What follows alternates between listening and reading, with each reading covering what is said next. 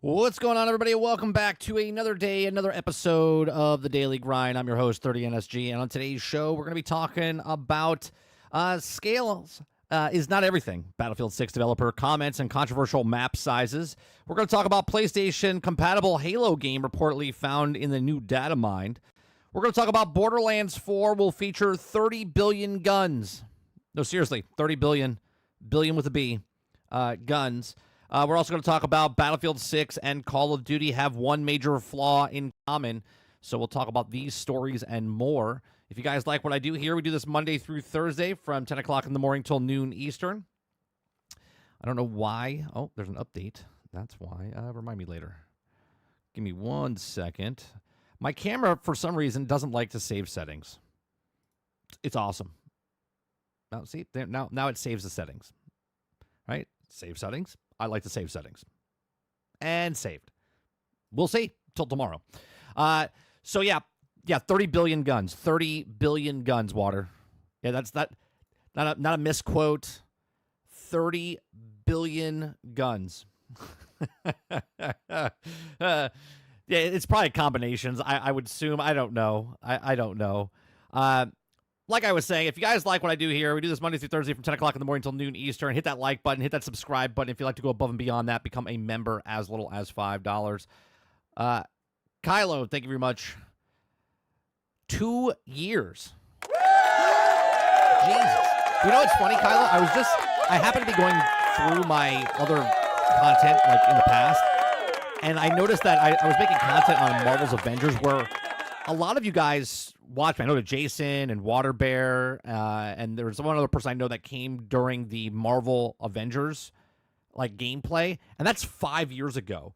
To think that I know Water Bear and Jason from 5 years ago is insane, right? We've had this channel just over, I think, 2 years for 30NSG, if not, right? I think it's like 2.5 years. Like, that's crazy. So, speaking of a person I've known for a really long time, El Dente. El Dente I've known for 10 years now. It's close to 10. It's crazy. Time just like time warps. Yeah, Water. It's been since 2020 since we played Marvel's Avengers, which is absolutely crazy.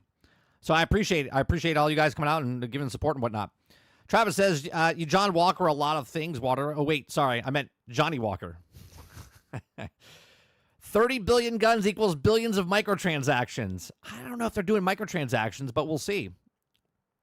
We'll see. Eclipse says, well, they made 4 combinations, right? So it's also probably the same gun 4 times, but different. Robert Jones says, Goonie Squad, 29 months. Thank you very much for the 29 months support. Appreciate you, Jones. Mr. Jones.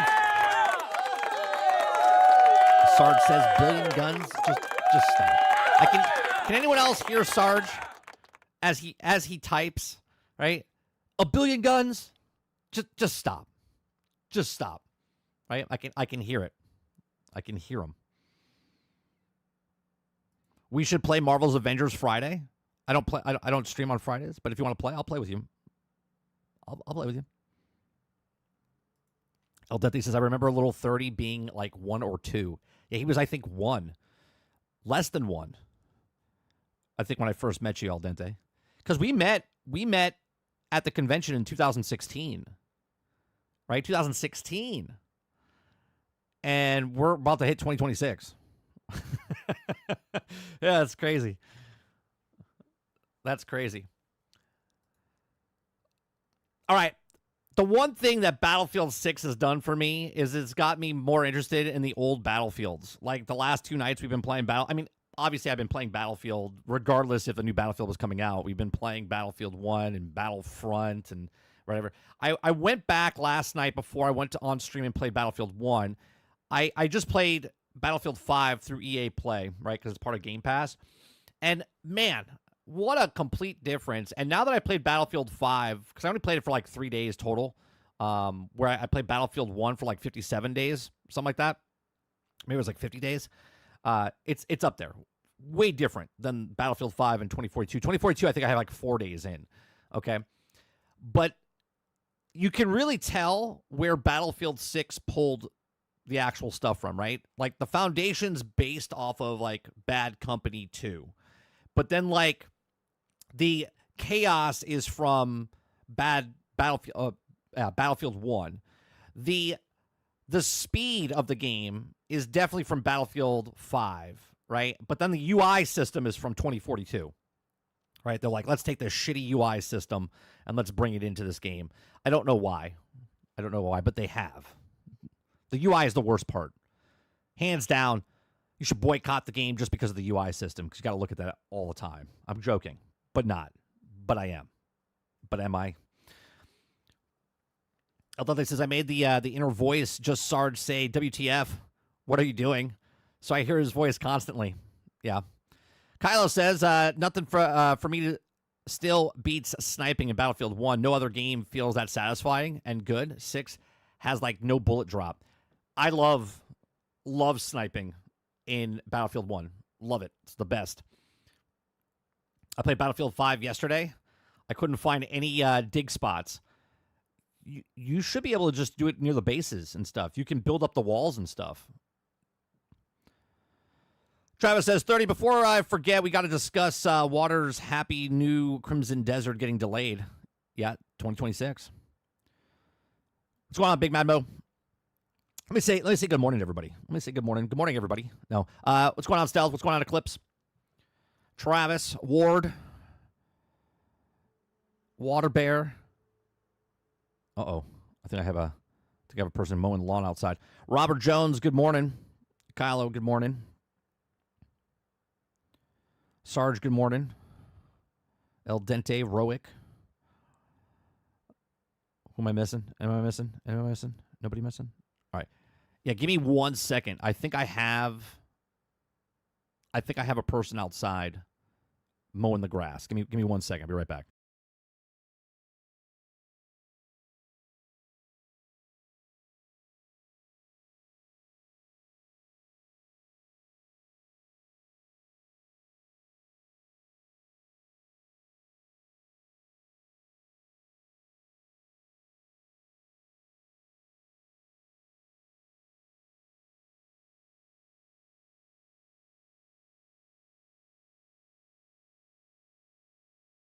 Yeah, give me like 2 minutes. I gotta go outside. I gotta move the dog, otherwise they get freaked out and stuff. So give me a couple minutes. I'll be right back.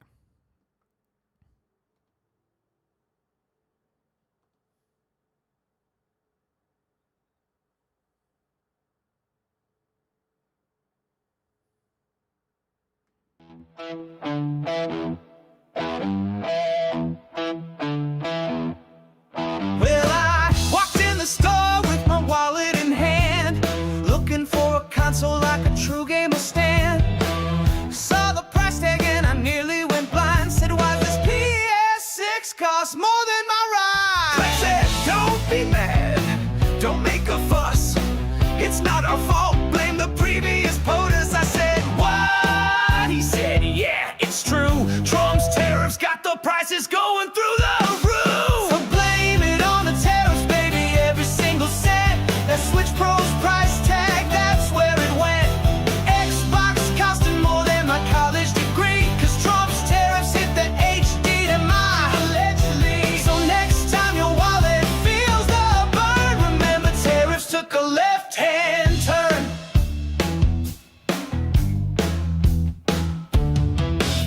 Nintendo's like, we hate to break your heart, but Joy-Cons now cost a shopping cart. Sony's like, we had no choice, we added haptic rain and a common voice. Microsoft's like, Game Pass is still a deal, but Series X now costs a Tesla wheel. Even indie devs are joining the train, selling pixel art at $80 a game. But blame it on the tariffs, baby, every nickel and dime. That loading screen tax happens all the time. They say it's steel or maybe plastic parts, but I think they just want to fill their shopping carts. So next time your bank app screams in pain, just whisper Trump tariffs not in vain.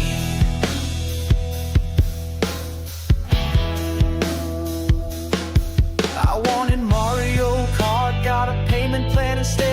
I pre-ordered Halo, now I'm deeply in the red. They said inflation, nah, that's old news now. Tariffs are the go-to excuse. So when your game don't run and the prices obscene, they'll say it's not us, it's the global machine. Just ignore that yacht they parked at E3. They're just victims of trade policy. Or blame it on the tariffs, baby. It's the perfect scapegoat for 900 consoles with gold-plated remotes. Games with bugs, $200 a pop. But don't you dare complain, blame the tariffs non-stop. So light up a candle and shed a tear for affordable gaming. It died last year.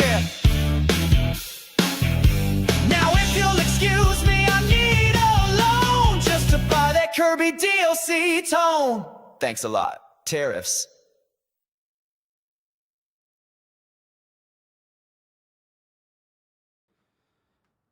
All right. All right. Let's start off. We'll start off with PlayStation story here. Sorry about that.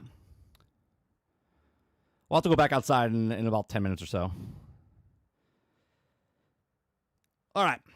So PlayStation compatible Halo game reportedly found in the new datamine. Okay. If you guys like what we do here, we do this Monday through Thursday from 10 o'clock in the morning until noon Eastern. We just cover news stories, have conversations with chat. If you guys like it, hit that like button. So a data miner has discovered that PlayStation-compatible Halo titles were listed in the API, suggesting that the release for the platform is imminent. Recently, we received several details about upcoming Halo games, including Combat Evolved Remake.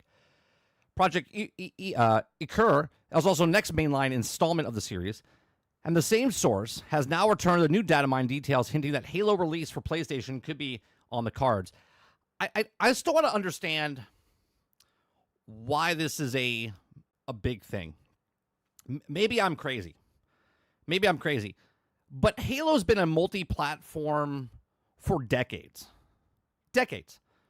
Right? And now that Xbox has already games, right, on PlayStation, now Halo's coming over and they're like, oh my God. Like, Halo, I don't know if you guys know this because a lot of you probably didn't game on an Apple computer, but Halo was on Mac computers back in the day.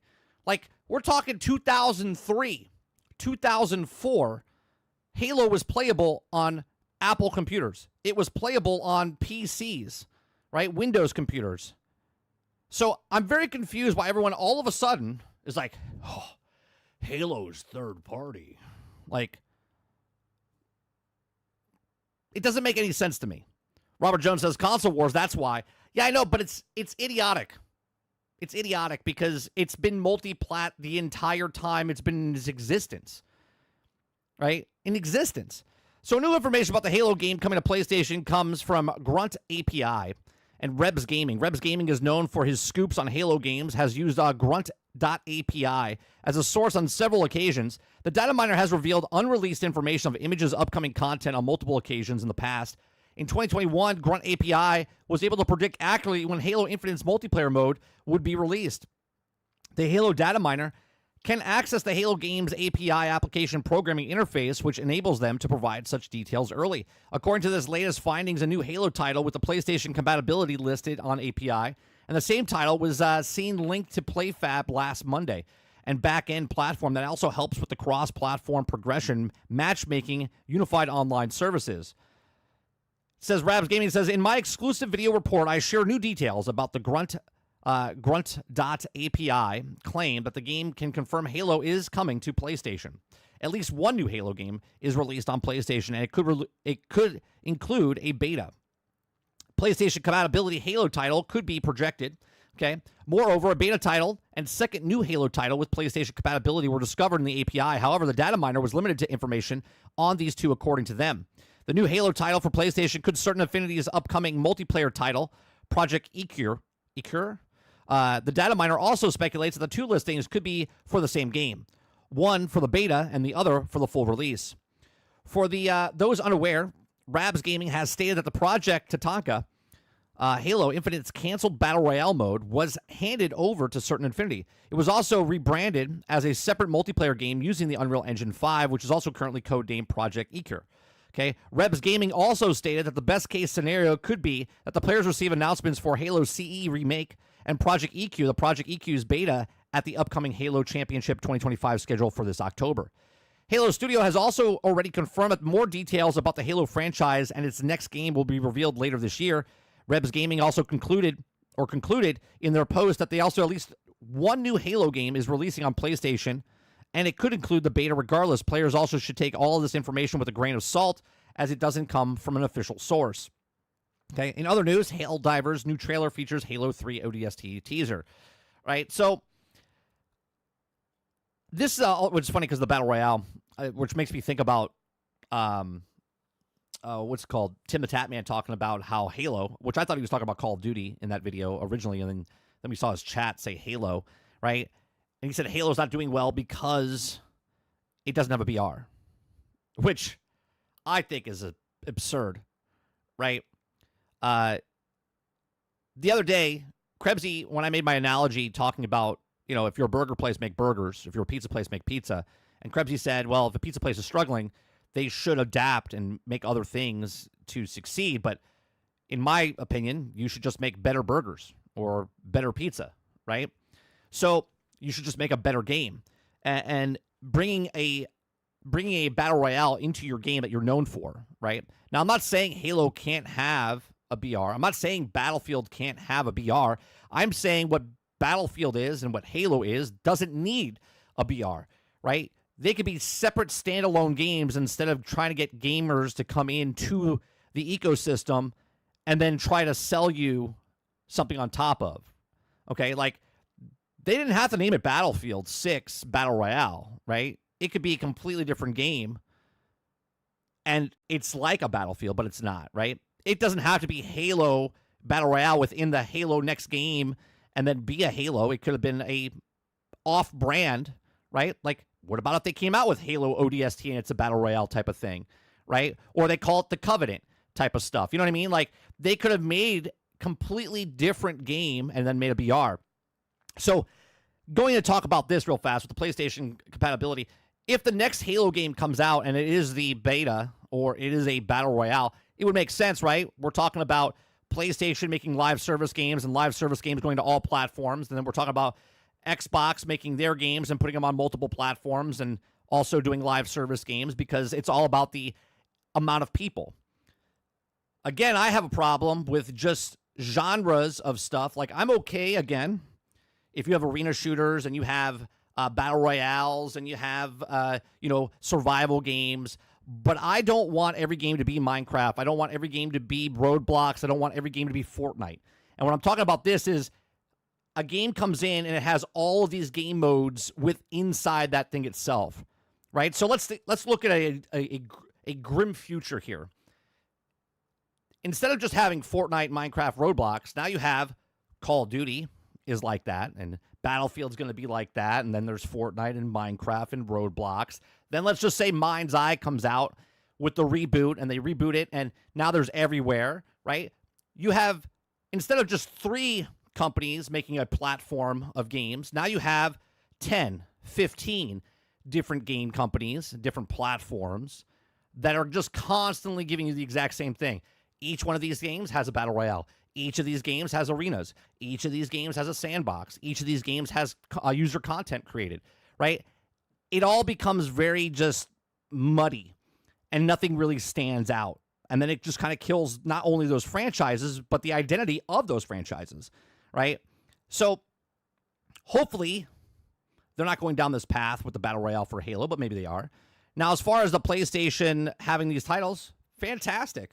Fantastic. You as a gamer, that if you bought the system, whatever system you're on, if it's PC, if it's Xbox, if it's Nintendo, if it's PlayStation, and Halo comes to your platform, you should be excited because that's more games that you were interested in that you couldn't afford a different system. Now it's coming to the system that you have, and you can play with your friends if it's cross-platform, right? So it's better for us, the gamers, that these games are cross-progression, cross-platform.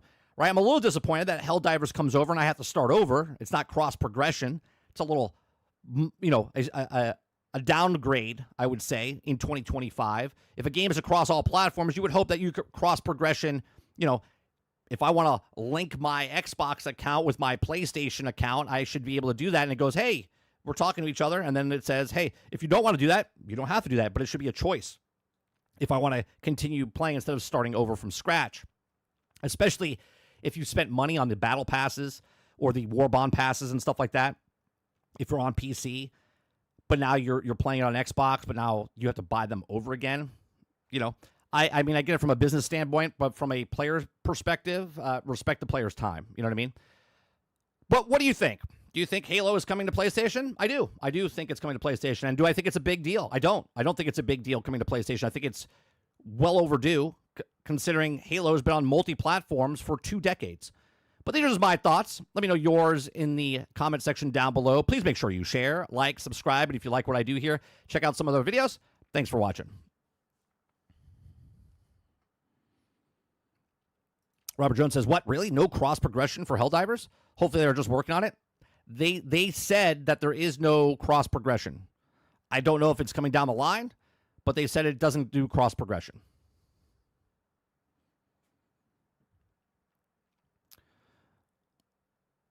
Big Mo says, yeah, just like Starfield. Well, you're saying, like, yeah, sure, just like Starfield. Well, Starfield is multi-plat from the start, just like Halo was, right? Just like Halo. Halo was multi-plat from the start.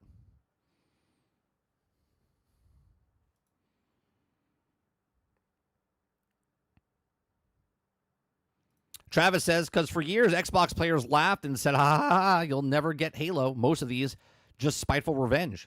Travis, just think about what you're saying there, and now insert PlayStation fans. It's the exact same thing. The exact same thing. For years, PlayStation fans said, you'll never, ever get these things. And then they do. It's going to happen. It's coming across the board. It's not an Xbox thing. It's the exact same thing. PlayStation games are going to Xbox and other platforms and PC, and Xbox games are going to other platforms, which they've already done that for decades, okay? And now it's going to other consoles. Waterbear says, I think they don't count Macs. Nobody games on a Mac, but they do make games on Mac. When I was working in the Apple store, okay, in the early 2000s, Water, people came in and bought games for the Mac. And Halo was one of those games.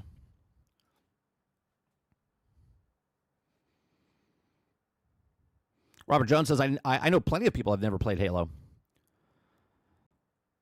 Eclipse says, because PC doesn't count for platform, right? This is why PlayStation is not third party until they are. Yeah, I never understood that. I never understood that. I love that. It kind of opened my eyes up. It was like, was it last year? It was last year. It was like over a year ago now, I think it was. Okay. Where me and Reforge were talking, and a conversation came up about Halo coming on the PlayStation, and I said that it's been multi-plat for its entire lifespan. And he said nobody calls it multi-plat. And I'm like, I'm sorry, what? Nobody references it as multi-plat. And I was like, that's exactly what it is. It's multi-platform. Because you don't think PC's multi-platform doesn't mean it's not multi-platform, because it is, right? Like, it's on PC, it's on console, that's multiple platforms. That's what multi-plat is. But he was coming from a standpoint of, well, no one in the industry calls it that. And I was like, what are we talking about? Right? And that opened my mind up a little bit. And I was like, wait a minute. How many people think that multi-plat only counts for consoles and not for other platforms? Right? I've been gaming since 1981. Okay? I was 3. Okay? My entire lifespan, right? Even when it was in the arcade and it was on Atari, that's multiple platforms. Arcade to Atari, arcade to NES, multiple platforms. The game's on multi-platform. But the newer era, which is weird because he's an older gamer like myself, and he said that no one considers it multi-plat. And I'm like, what are we talking about? But then I thought about it after the fact, and I was like, how many people think that that's not multi-plat? Because that is exactly what multi-plat means. It's in the name.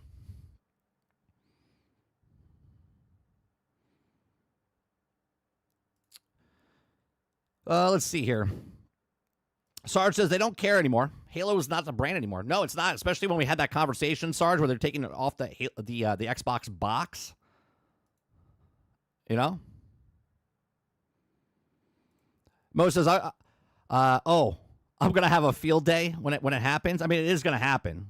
It is gonna happen. Silent Warrior says Final Fantasy will never come to Xbox. Oh wait, right. Well, we never use the word never. Myself, Silent. The other day I said Supergirl will never beat Spider-Man next year. That's never going to happen, right? And I never use never. There's always a possibility. But after seeing Superman's numbers, Supergirl's not going to beat Superman, let alone Spider-Man next year. Roic says the actually good thing, I hate console exclusives. They really don't sell consoles anymore. So you might as well put it everywhere and make the money. Right, Roic, right? People, it's a different time frame now than it was in the late 90s, early 2000s, right? The reason Sega Dreamcast failed is because the internet wasn't what the internet is today. The reason that Xbox is not going to fail is because the internet is here and it wasn't there when Sega did it, right? The internet is the changing factor of everything.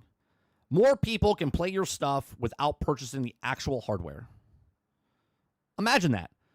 Imagine if it was a proven track record that digital goods and digital places get more people to buy things. Right?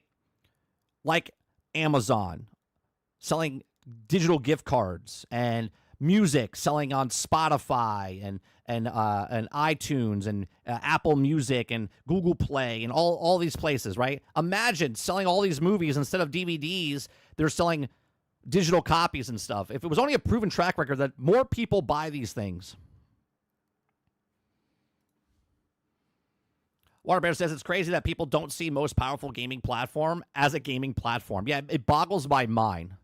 Boggles my mind.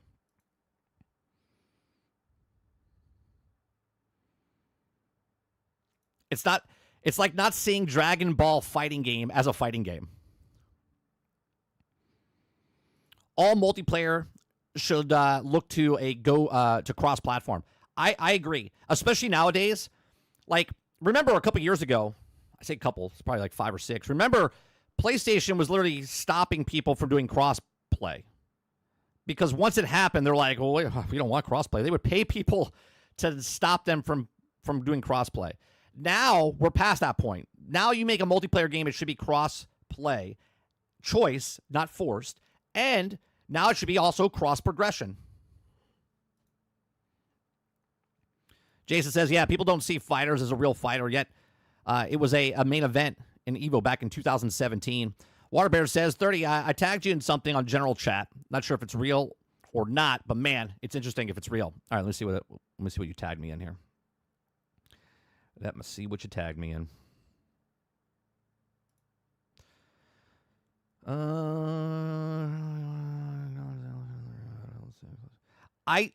don't know if that's real. I don't know if that's real. I mean, we could talk about it, but I don't know if it's real. Good morning, Wonder Rose.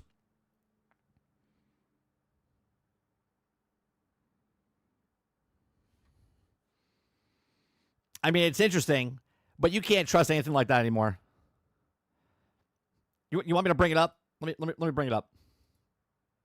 Let me bring it up.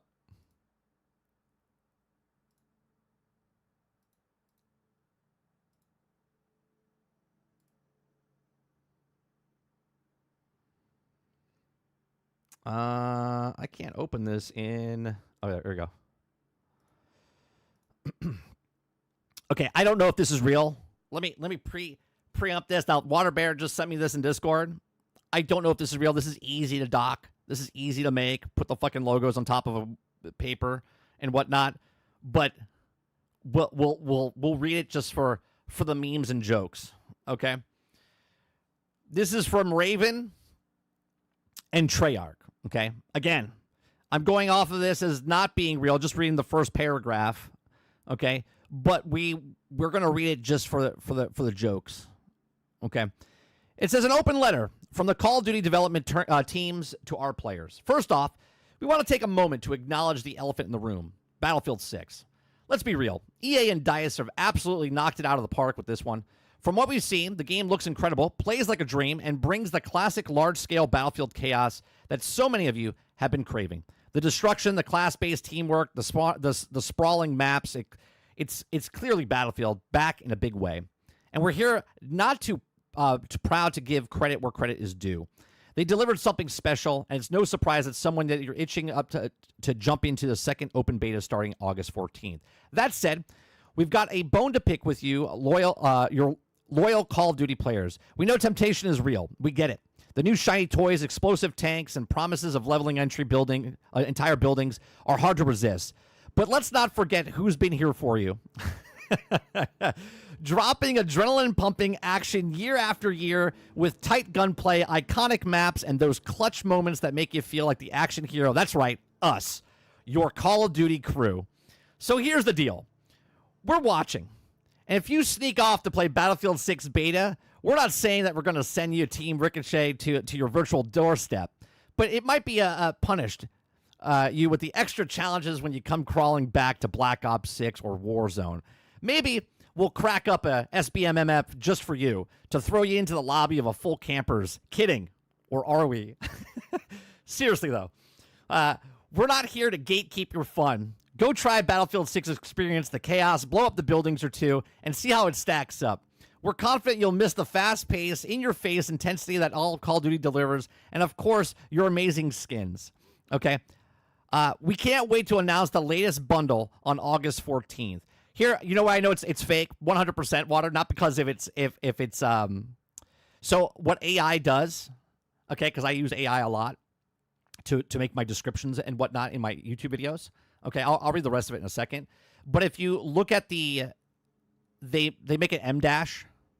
The M dash, you see this M dash up here where it says be real, M dash EA. And then here it says the sprawling maps, M dash. Okay. And then right here it says that's right, M dash us. Okay. Down here it says Battlefield 6, M dash experience. Okay. If you guys don't know what an M dash is the size of an M. Okay. And it's a dash. And then there's the N dash, which is the size of the letter N, okay? And it's a little smaller. And normally when people type, actual people type, it's a N dash. But for some reason, the M dash was created back in the early 1900s, okay? They used to use the M dash, but they stopped using the M dash, okay? For proper stuff. So this is 100% AI created. 100% AI created. It says, but here's a promise to you. We're not resting on our laurels here. Seeing Battlefield 6 light up the first-person shooter scene to pushing us to go harder. We're cooking up something special for Black Ops 7, and beyond that, we're taking notes and making Battlefield 6 shine without losing the soul of what makes Call of Duty the king of arcade shooters, except tighter gunplay, wilder modes, and also maybe a few surprises that also make you glad you're part of the squad.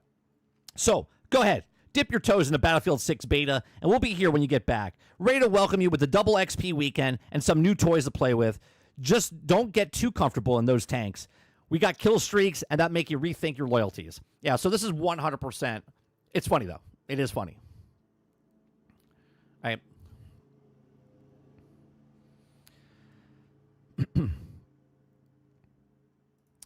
If they're going to toe the line to me badly, at the very least, you could also be giving me a reach around Jesus. Yeah. It sounds good, though. Yeah, it's this is why I like the internet. The internet's fun because when people make up stuff like this, right? Titan says, sounds like a typical sarcastic Reddit user. Yeah, this is 100%. Someone probably typed in, do an open letter to ChatGPT, talk about Call of Duty and Battlefields, yeah, it's 100%, fake. But, which is perfect timing for Waterbear to do that, because obviously I like the interaction that we have with each other, you know what I mean? Like, not just like with chat. You guys have open to our Discord. Our Discord's open to you guys. If you're not a member, you can join our Discord. You can talk in the general, and you can submit news stories. Right? If you're part of the community and you become a member, the other rooms open up for you. And if you stop being a member, it's still open up to you because you became a member. Okay, so which goes to the next topic. The next topic is Battlefield 6 and Call of Duty have one major flaw in common. I don't know what that is. Let's find out, shall we? Okay, let's find out. So Battlefield 6 and Call of Duty have one major flaw in common. If you guys like what I do here, we do this Monday through Thursday from 10 o'clock in the morning till noon Eastern. If you like it, hit that like button, hit that subscribe button. If you'd like to go above and beyond that, become a member as little as $5. You can also support us by also getting the album, either downloading it or streaming it. It's called Perk Up and Press Play. Okay, so first up, the first open beta weekend for Battlefield 6 is officially in the books, and it's already been a massive success. While fans of the series find there very little of complaint about, I don't know what fans you're talking about. The actual Battlefield fans have actual constructive criticism. It's the people that have never played the game before are like, this is perfect. But anyway, there does seem to be a general consensus that Battlefield 6 shares a few flaws or serious flaws with Call of Duty. Both games have trash UI, according to fans. Well, that's something we can agree with. The UI is garbage. It is like Netflix. It is like Disney Plus. It is like Hulu. It's this shitty UI system that you have to like scroll through and try to find and hit the things. Instead of making it easy and convenient, they make it convoluted and overcomplicated for no reason at all. Okay? It might not affect the title's gameplay, but a sleek and user-friendly menu interface is something gamers are extremely passionate about. Unfortunately, Call of Duty fans have been campaigning for Activision to go back to the series' classic UI for years now. After 2022's Modern Warfare implemented some controversial changes, since then, each entry of the series has brought about plenty of questionable design choices, largely to appease Activision desired for each title to be a part of the central hub known as Call of Duty HQ. Battlefield 6 players aren't happy with the game's UI. Call of Duty did attempt to rectify the UI flaws with a big update before Black Ops 6 official launch, but it continues to draw controversy from players who just want to see the traditional vertical menu return. Now it looks like Battlefield fans are in the same boat, as a new post of the game's subreddit calling out the trash UI has accumulated over 12,000 upvotes and over 2,000 comments. 12,000 upvotes for a Reddit post is pretty fucking big, okay? The design of Battlefield 6 menus appears to be strikingly similar to Call of Duty, with the controller-friendly tile design similar to something that you see on Netflix or Disney+. That's exactly right, because that's exactly what it is. It's trash, okay? If you're a designer of UI and you're a person that worked at Disney Plus or Netflix or Hulu, fuck you. Fuck you and your UI system. And go fuck yourself if you're a person that works in the gaming industry and you decided to copy their design because it's trash UI. Fucking make some UI that actually works and functions, right? Go fuck you and your AI. Or UI and your AI, okay? So the design of Battlefield 6 menus appears to be strikingly similar to Call of Duty, with also controller-friendly tile design similar to something that you see on Netflix or Disney+. It trends that seems to be taking over the gaming space, with over titles such as Fortnite also opting in for titles instead of classic menu design, right? It's like somebody needs to figure out, okay, like, this is the greatest invention of all time. It's just remote control. It's simplistic, and you control it all with your thumb. With your thumb, okay? It's got numbers on there. It's got pictures on there. And your thumb accesses everything, right? You can control it all with your thumb. But some reason, everyone's like, we got to change this. We got to make it where you have to wave at the screen. You tell it to scroll up, right? They try to make it more complicated than it needs to be. Right? They changed the menu system and they're like, oh, this is going to be really good. Let's put this traditional, screenshot behind the thing. Let's put big, bold things for advertisement, right? The first thing on the Battlefield UI system, okay, should be play. Should be play. Force Gaming said this the other day. Should be the play button. On this screen, up here, okay, let's look at this, right? Can I open this? Okay. Up here it says play, right? So you scroll over with the QE or the left trigger, right trigger, or left analog, right analog, whatever the fuck it is, right? To go from play to loadouts to challenges. And this is the first screen. Where do I hit play? Where do I hit play? It says play. It says play. Now it says this is your way to pre-order now. Remember, it's just a beta, though. It's just a beta. It's not going to be like this, but yet everything about the beta is pre-order the beta.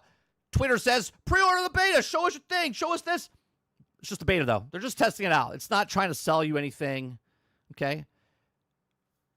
The bulletin's the first thing. Then featured, then the training grounds, right? The featured is the playlist, but you have to go down. You have to scroll down to press play instead of, ta-da, here it is. You want to play some games? Let me play some games. Nope, they got to advertise for you, right? Don't forget to pre-order the Phantom Edition. Don't forget to pre-order the Standard Edition. You're going to get this cosmetic pack right here, the Black Ops thing. You got to get the Pro logo, right? They have to advertise it for you instead of just playing. So it says the codified Battlefield 6 UI as Redditor, okay, so put it, as the left fans frustrated. While many simple labeled the design as awful, fans were quick to compare the interface to Call of Duty, and not in a good way. Reddit user said it looks identical to the last 4 Call of Duty games, while 7 Scars said that these Netflixified menus could also swap between games, and fans likely wouldn't even notice the difference. Thankfully, Battlefield series hasn't gone down the same route for controversial Call of Duty HQ. Yet.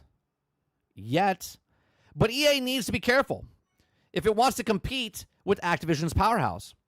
Despite some pretty serious complaints surrounding the UI, it looks like it may finally be the year of Battlefield blow out Call of Duty out of the water. Let's have that conversation for a second. Let's say it does. It's been out for, 22 years? 22 years of Battlefields.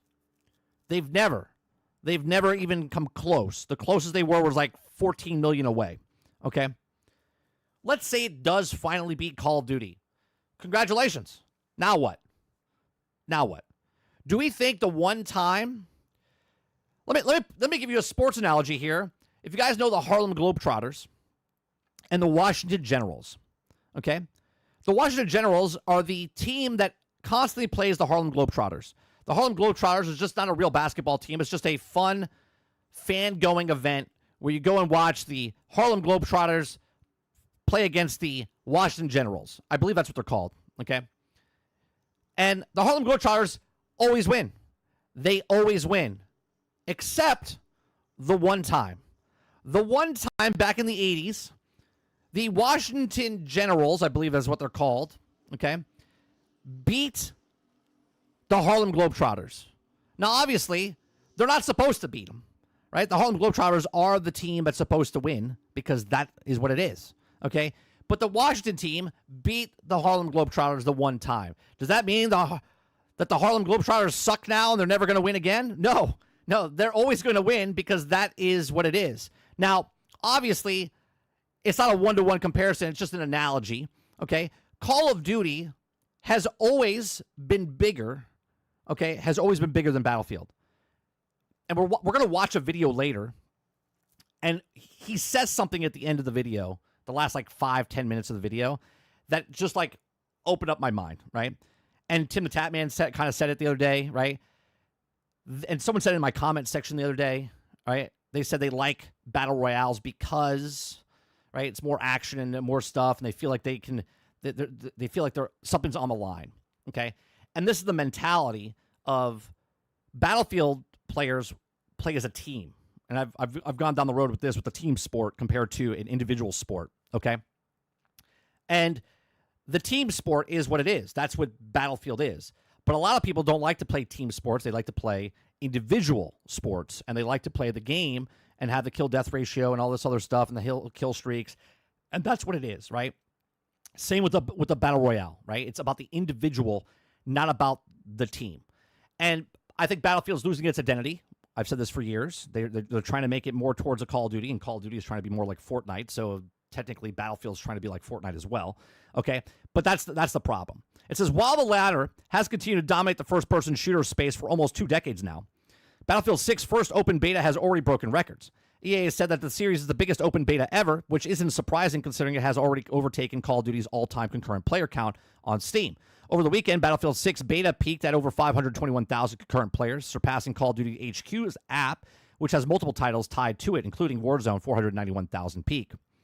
Okay, so yeah, the Battlefield has a good shot of beating Call of Duty for the first time ever in 20 years. Okay, in 20 years. Now, are they going to win next year? Who knows? A lot could happen, right? Superman was going to be an awesome film when it came out, but the trajectory of it, not too good. Now it's coming out this Friday on where you could rent it or pay to watch it now at home, okay? And it's not going to make money at the box office, right? But the first week, people were 125 million. Man, it's gonna smash records, and then it didn't even beat the 13-year-old Superman. So a lot can happen between now beta and launch of the game and 6 months from now, how popular this game is or what it's going to be. Okay. But what do you think? Let me know what you guys think. These are just my thoughts, my comments. If you like it, hit that like button, hit that subscribe button. If you'd like to go above and beyond that, become a member as little as $5. Let me know what you guys think in the comments section. Let me know what you guys think in the live chat. What did you think of the UI system? Are you tired of this Netflixified, as they said in the Reddit post, okay, of this UI system where they try to make it as convenient and easy as possible? Really, it's more complicated as possible. Let me know in the comment section. Let me know in the live chat. Please make sure you share, like, subscribe, and if you like what I do here, check out some of our other videos. Thanks for watching. What's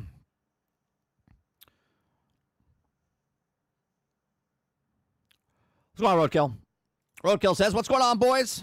It's my fucking birthday, and I'm fucking 39. I emptied my bank account, and I'm going to a local coin store to buy some gold and silver. Well, happy birthday. Happy birthday, Roadkill. Thanks for tuning up every day, man. Hanging out with us, giving a thumbs up. Appreciate you. Don't worry, when you hit 40, something's going to go wrong with your knees or something. You're going to wake up and be like, that didn't hurt. That didn't hurt yesterday. So you got one more year before the warranty ends. So just prepare yourself.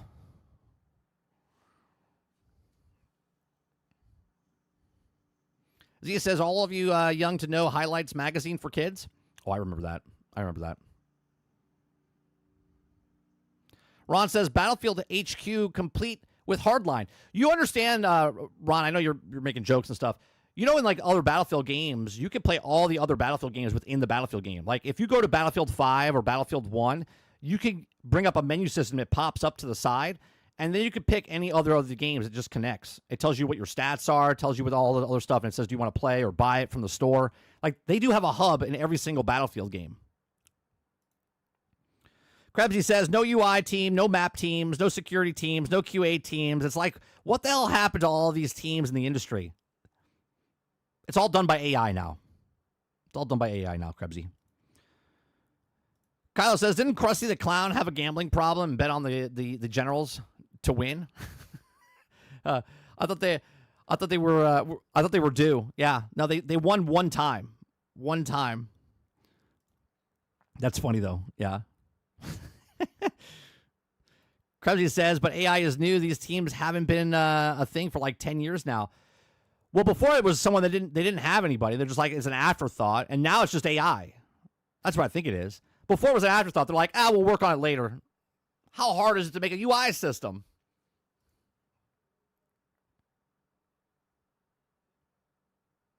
Oh, give me a second.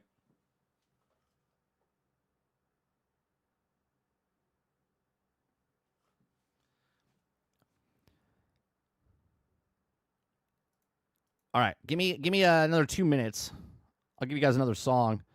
I gotta go put the dog back outside. Give me 1 second.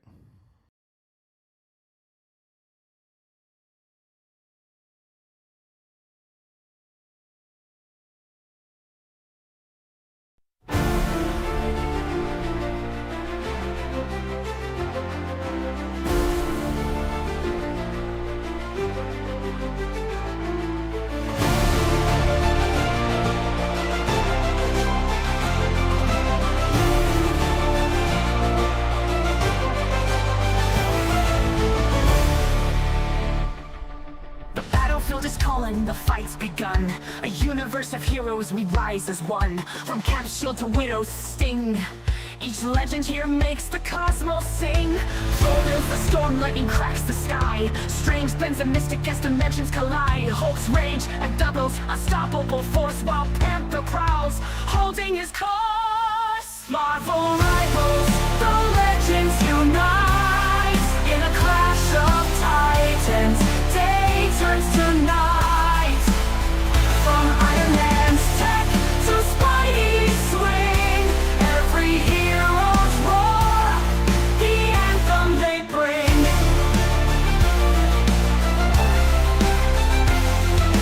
Scarlet weaves chaos with the flick of her hand, while Logan's claws carve through the land.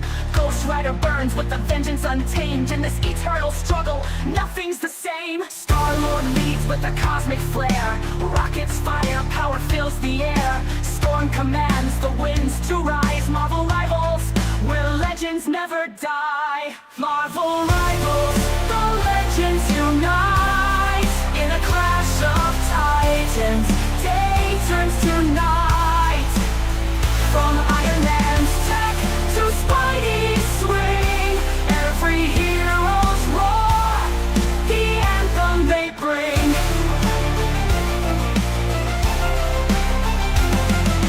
Across the stars, from Asgard's throne to the streets of Hell's Kitchen, they hold their own. Heroes and villains, their fates entwined. The heart of the battle is where we'll find Marvel rivals, the legends unite in a clash of titans. Day turns to night. From Cap's noble stance to Doomstar's reign, the echoes of battle will always remain.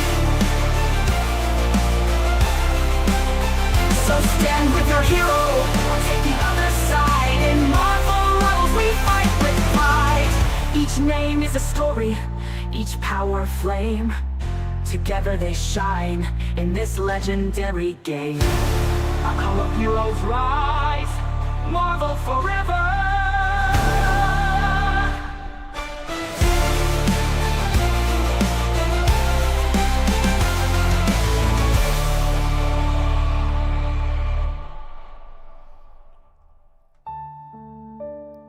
All right. Sorry about that. Man, it's 11 o'clock. It's scorching outside.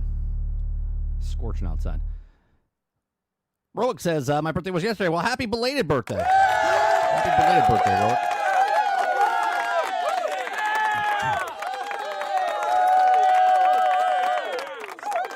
Yeah, I don't know what's going on with the UI systems. Right? I don't know what's going on with the UI systems. The UI systems, I hate them. I have a video I'm working on about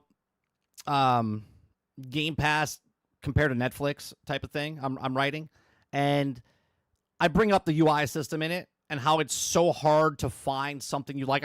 I've ranted about this on the stream before, where you try to find a movie, and you're like, oh, I want to watch a movie, and then you have to try to find it, and instead of just like a list of stuff, it's like these titles, and you have to slide it to the side, and then you have to go through each one, and they only have like 15. You could do a search, but if you're not doing a search and you're just kind of searching through the thing, then you got to go through, and then they make it so complicated for like thrillers and actions and this, and it's like why can't we just go alphabetical order, and then like, you know what I mean?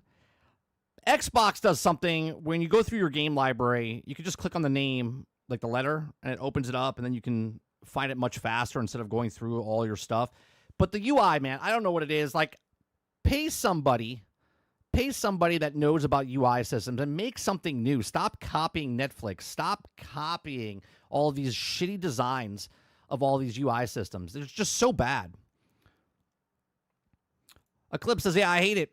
I hate when Fortnite went to the route and it looks like more of a mobile UI. Yeah. Water Bear says it's complicated. Almost as if they are attempting to add something. Maybe the super microtransaction store. More skins, more microtransactions, more loot boxes, baby. Yeah, it's like, I mean, even the Marvel Rivals things kind of getting convoluted a little bit, right? Because there's the Game Pass, or I'm sorry, not the Game Pass, the battle pass, and then there's the event pass, and then there's the other thing, and they all have these like giant pictures to promote the skin or the emote or the you know what I'm saying? It's like these constant pictures. So instead of just a name on the thing, it says, hey, like store, and then go to the store.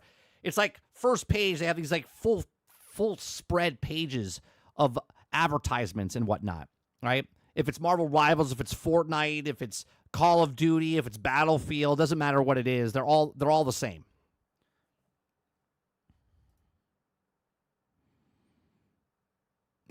Dustin, did you get banned with your other account? Like, why are we using the other your sixth account now? Is there a reason for that? Just tired of the other one? Forgot to log in, log out? Just asking. Just a question. Are you escaping the cops or something? Should we be worried?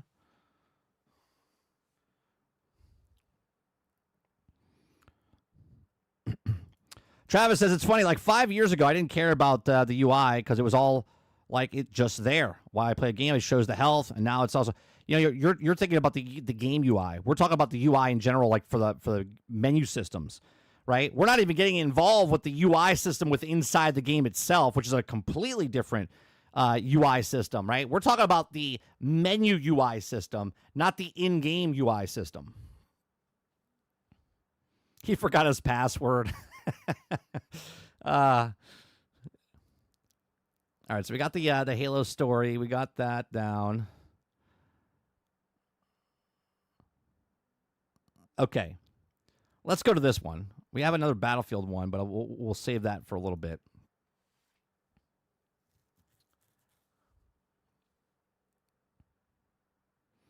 All right, let's go with this one, which is Borderlands 4 will feature 30 billion guns. Seriously, 30 billion guns. Well, at least that's what the article title says, okay? I don't even know where to start with this one before I even read the article. If you guys like what I do here, we do this Monday through Thursday from 10 o'clock in the morning until noon Eastern. If you like it, hit that like button, hit that subscribe button. If you'd like to go above and beyond that, become a member as little as $5, okay? The first thing that comes to my mind is when the last Borderlands came out. It was Borderlands 2 or Borderlands 3. I forget which one, but they said there was, millions. There's millions of guns. Now there's billions of guns. This also reminds me of No Man's Sky with the planets when they're like 18 quintillion planets. Quintillion, by the way. Quintillion with the Q. Okay. So Borderlands 4 will feature 30 billion guns. Now, I don't know if it's 30 individual billion guns or if it's the, attachments and stuff that you put on it, which I did say, which I would have to go back and find this video. I said it would be really stupid because if you're looking for the God gun, okay, because in this game system, there's certain guns and different brands of the gun, sort of like in a Destiny type of thing, like there was in Borderlands. But now, if you're looking for the Malice weapon, and the Malice legendary weapon drops, but it drops with the other company's perks on there, they could be good. But to get the God gun, get the gun that you really want, okay, with the stats that falls on the 100% purebred gun of the Malice weapon, okay? So that would be like impossible to get. And if it drops out of 30 billion guns, that gun would be like so absurd to try to get, right? That's if you have the purebred gun. But you're not going to get a purebred gun. You're going to get the mixed match of the pieces, and you're going to try, and that's the loop. The loop is the guns, okay? So it says, everyone knows that Borderlands is a series famed on the insane gun-toting action explosive sequences that become increasingly true with each successful iteration. In 2019, Borderlands 3, the most recent number released in the series, boasted 87 bazillion guns. 87 bazillion, okay, which is just obviously not really a number. The number has been refined going to Borderlands 4 by the game's art director. Said it's claimed that its highly anticipated title will include 30 billion possible guns. 30 billion possible guns. Now, again, before, even though if there was, let's say there was 30 billion guns before, 30 billion guns before was that gun drop, and then the things on the gun was a gun. except for the perks on the gun. The perks on the gun could have been like an 8 out of 10, or you know what I'm saying? But now you're getting a mixed match of all these assortments, and it's a number on top of that, and then you're trying to make the gun to be the gun. So, impossible numbers. Borderlands 4 becomes increasingly insane with each new release, and Borderlands 4 is heading to a new heights with a new band of Vault Hunters, seamless open world, and 30 billion guns. In a new supersized interview piece published by Epic Games, the Gearbox team uncovered various elements of Borderlands 4. The game's art director, Adam May, stated that there are more guns than you ever believed possible. This is achievable, though, the procedurally generation, and by having a staggering based array of weapons right off the bat, from the various categories of different manufacturers iconic to Borderlands, and from a fire modes and attachments. This is easy to see how the list can quickly grow. It's worth stressing how it works. If you get a rifle, and that rifle has one attachment different in the next iteration, that's 2 weapons. If it then, when it has different elements, affect, then the 3. Let's say you find another one with a slightly different scope and the 4 weapons, and then you still nowhere to close to variable potential of 1 firearm. That's how Borderlands 4 can tote these types of numbers. Obviously. Okay. Players have some recognition when it's also picking up certain manufacturer weapons and have a rough idea of how it goes to function.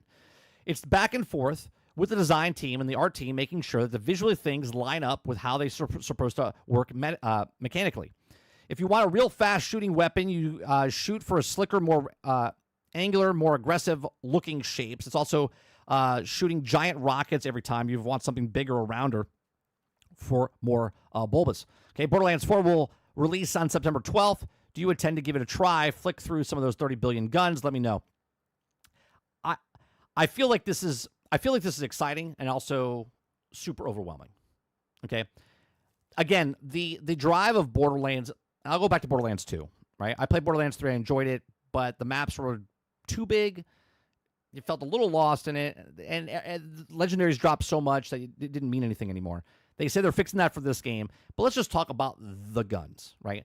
30 billion combinations, right? And again, as the example said in the article, if I have a pistol and then I put a scope on top, that's 2 possibilities. And then the mag extension, that's 3 possibilities. And then if you change the scope, that's 4. If you change the mag, it's a different 5, right? So let's just say for each gun, there's a 25 combinations per gun, right? Or 30 possible progression per gun. That's just for one brand of gun, right? One brand of gun. Okay. So that's just one brand. Now you have the Torg weapons, right? And that's another brand of gun. But then there's also the different attachments and different things. And then you can mismatch the attachments with each of the things, but they're dropping randomly, and you can. I think this is ridiculous.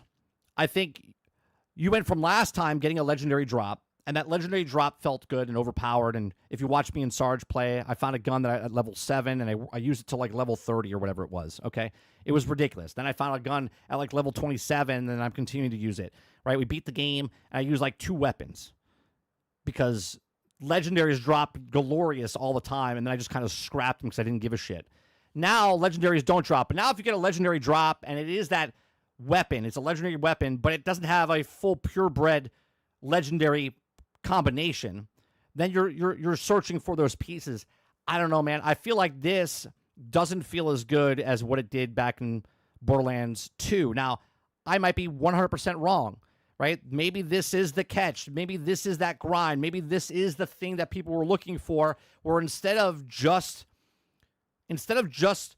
getting the gun and then trying to find the perfect role for that gun, now you got to find the gun with the perfect roll, with the scope with the perfect roll, with the clip with the perfect roll, with the silencer with the perfect roll. You have to find everything with the perfect roll to make the gun. Now, I do get it also changes, right? I know it also changes with what you yourself would like with that gun. So maybe that thing drops, but it's not a perfect roll, but it has a really good fast pace of shooting bullets out, or it does more shields, or when you throw your weapon, it explodes and has something really cool. You know what I mean? Then I understand that. But let me understand, or let me ask you guys in chat, right, in the live chat. Is this appealing to you? Do you like this, or do you feel like this grind is the answer to what the past Borderlands was missing, right? That the perfect roll that you'll never get. It's almost impossible with the amount of time that you're spending in the game. Like, is it a 0.0000001% chance of that one thing rolling? Can I specifically go for the scope? Can I go specifically for, like, I have this pistol, I have this machine gun, I have this sniper rifle. Can I then purposely go kill this boss for a drop rate that I know that he drops that for the scope or he drops it for the magazine? If that's the case, that is the loop that I agree with. But if it's everyone from the last Borderlands, anybody can drop a weapon, anyone can drop the stuff, that just doesn't matter how many guns you put in the game or how many combinations you put in the game. It's still empty. Does that make sense? So let me know what you guys think. These are just my thoughts. Let me know yours in the comment section down below. Do you like Borderlands 4 where they're going with the gun system, right? I've always been for, like in Destiny, I wanted to make my own gun. I liked what they're doing here, but at the same time, it's a different game mechanic because Borderlands has always been about play the game, finish the game, go for gun rolls, get the perfect roll, kill that boss, get that drop, use that weapon. But now there's so many different variations for that one weapon. You're never going to have the same weapon twice. Let me know your thoughts in the comment section. Let me know your thoughts in the live chat. Please make sure you share, like, subscribe, and if you like what I do here, check out some of our videos. Thanks for watching. All right, let me see what you guys are saying here.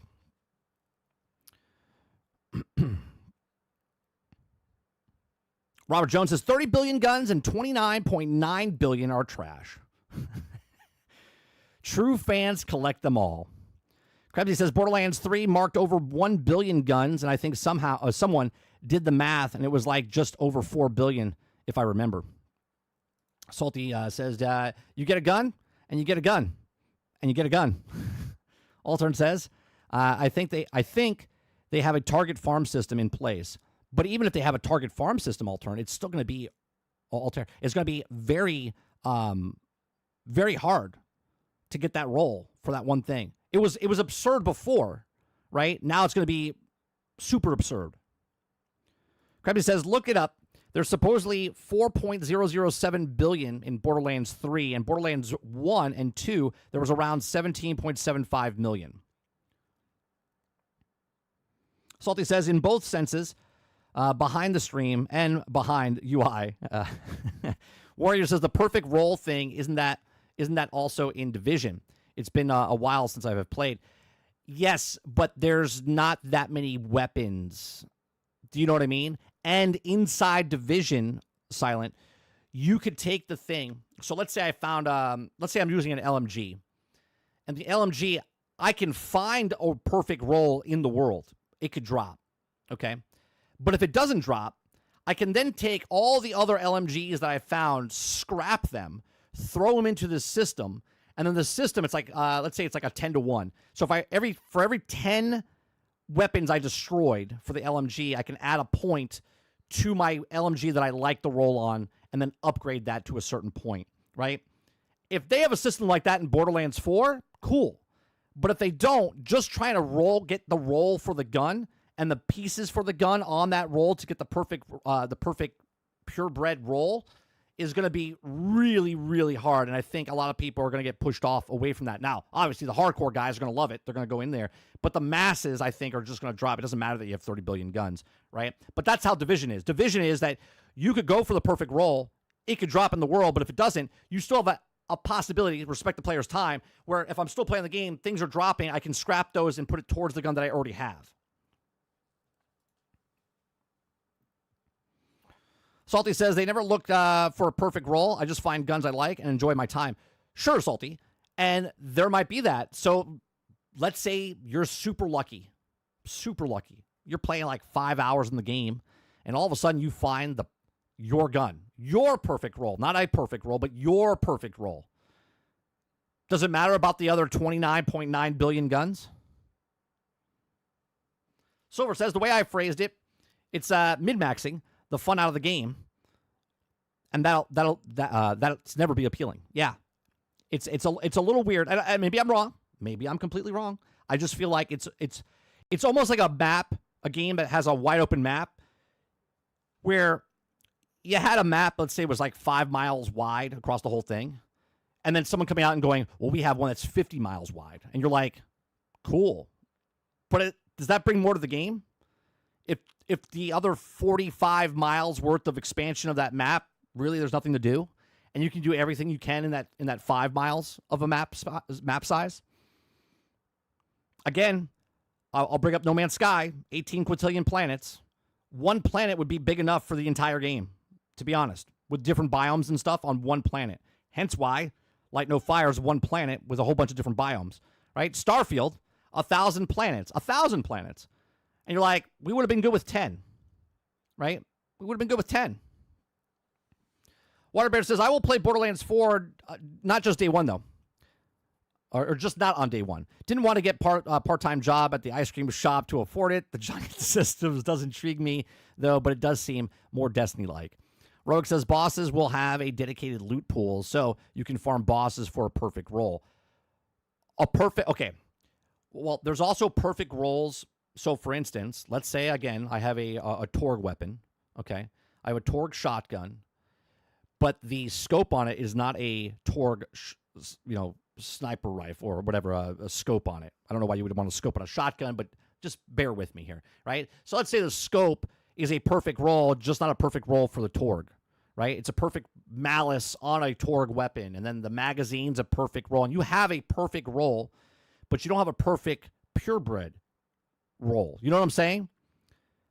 Like a perfect roll in this situation now would be a Torg weapon with a Torg scope, with a Torg mag, with a Torg, it would be all Torg, all perfect roll on that weapon, and that's that type of weapon, right? That would be the perfect roll. Now, obviously, perfect roll is different for everybody. You might be looking for better magazine size. You might be looking for better accuracy. You might be looking for better control. It's different for everybody.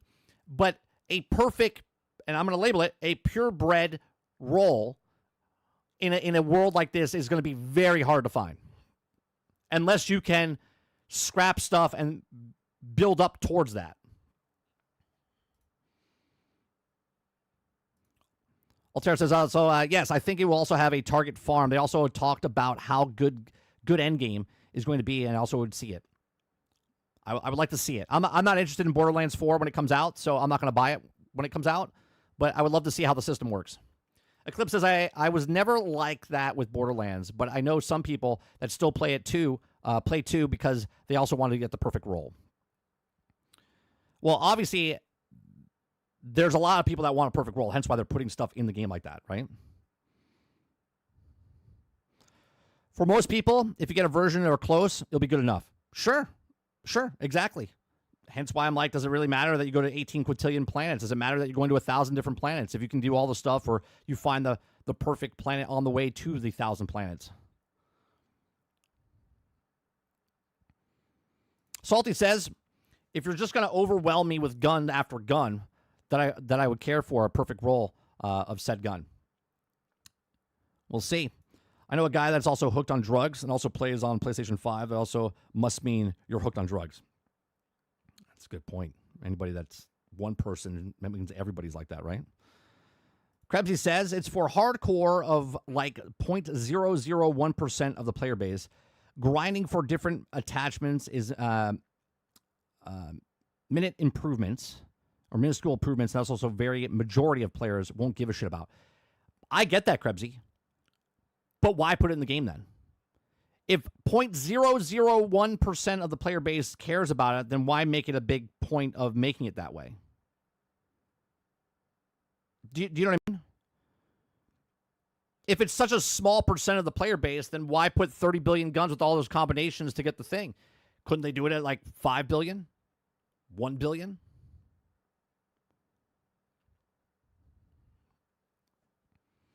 I think it has to be a bigger player base than just the 1%. I just feel like if they do division type of stuff, I'm fine with it. If there's a way in Borderlands where I can go for the roll and then grind other weapons, break those weapons down, and then put it towards the weapon that I already have, so it's either luck drop, or purposely make it that drop, I'm okay with that. Salty says, why not put it in? I know why metrics of time in their game. I guess, but if you put it that in, Salty, again, what I'm saying is, why make it 1,000 planets when you can be 10? Why make it 50 miles when you can make it 5? Why make it 30 billion guns when you can make it 1 billion weapons and still have plenty of people and plenty of time to spend in there, right?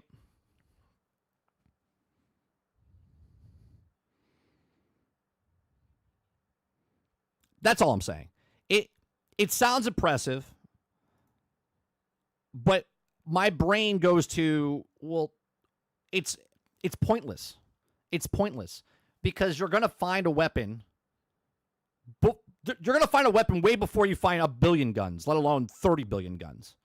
You see what I'm saying? You're going to find a weapon in Borderlands 3. What did Krebsy say? How many weapons were in Borderlands 3? What was that, Krebsy, that you put before? Borderlands 3 had 4 billion guns. 4 billion guns in Borderlands. 4 billion. Okay? Maybe I found 40 weapons. 40. Drop. 40 weapons, maybe drop. Didn't care what the rolls were. Found a weapon that was super OP and destroyed it and melted everybody. Within 40 guns drop. Without even looking for a perfect roll. Just a gun dropped, and I used that for the next 35 levels. Or whatever the fuck it was. 20 levels? Okay? I was like, so now there's 30 billion guns. And I find a gun at 5. What's the point of 30 billion guns? Travis says 30. Why have 1,000 empty planets when can you do 5 with detail outlaws? That's what I'm saying. Why have 30 billion guns when you can have 100 guns with all the different combinations, and that would still give you, right, a ridiculous amount of. Alter says it's good marketing numbers. I'll give you that.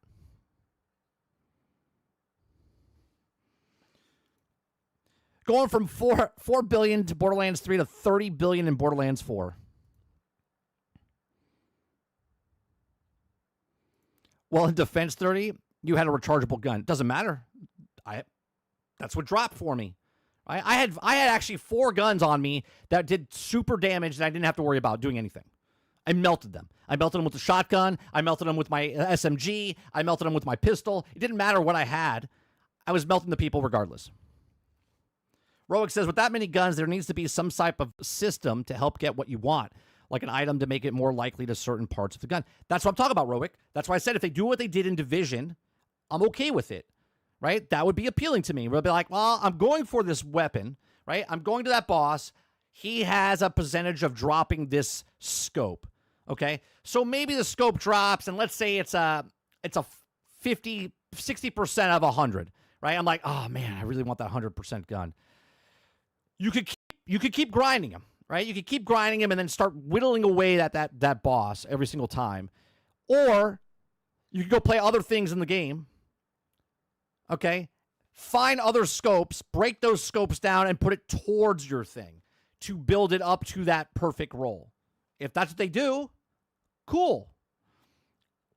If they don't, dumb.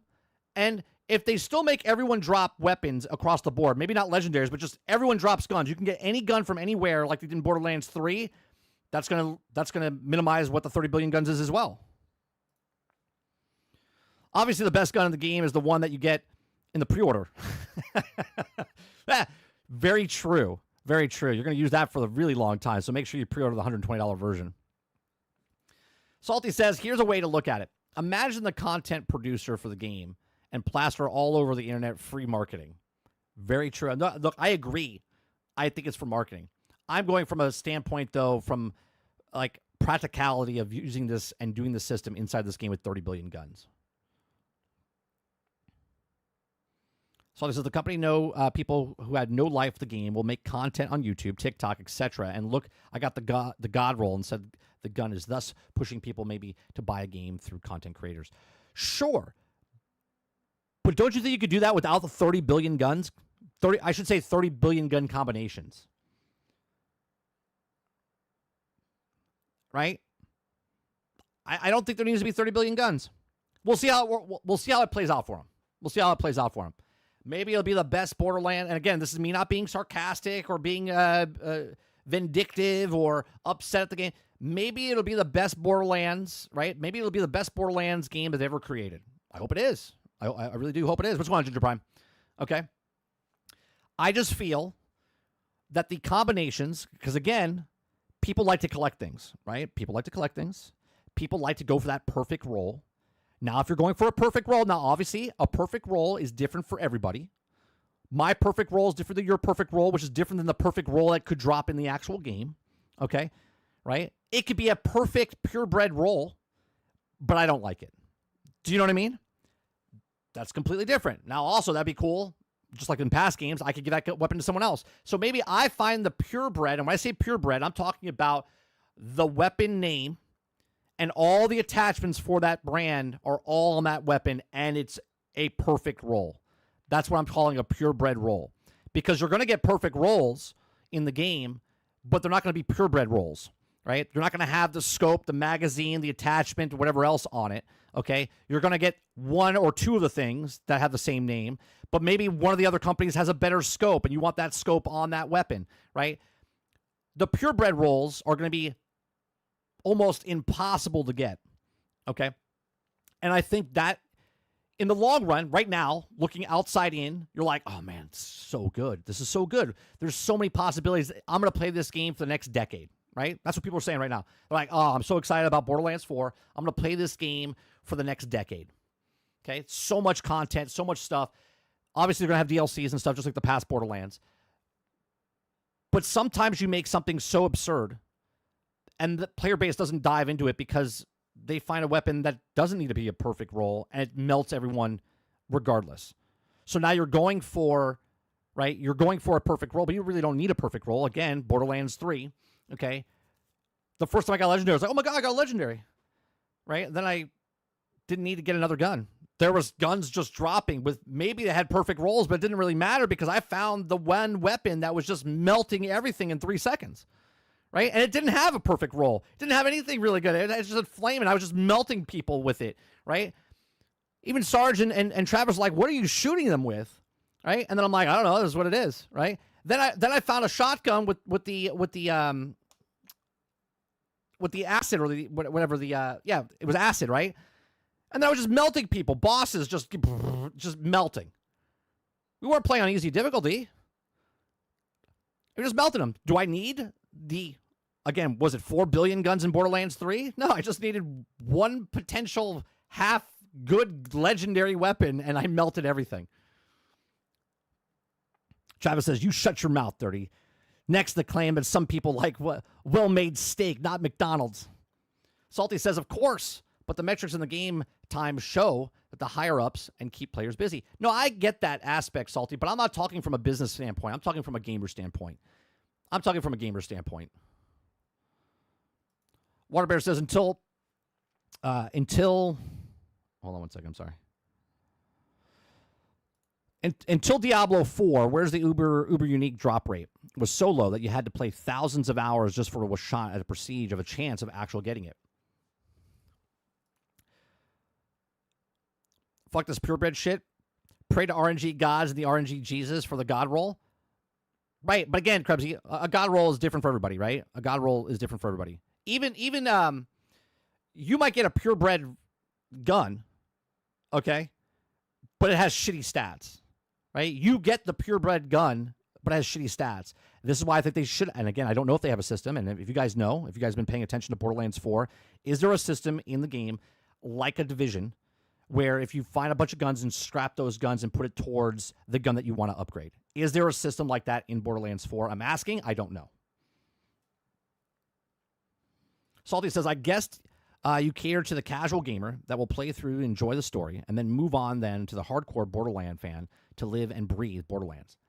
Sure, I guess. I don't know. Again, 30 billion guns is the same as 1,000 planets in Starfield, which is the same as 18 quintillion planets in No Man's Sky, which is the same as making a large survival world game with nothing in it to do. You know what I mean?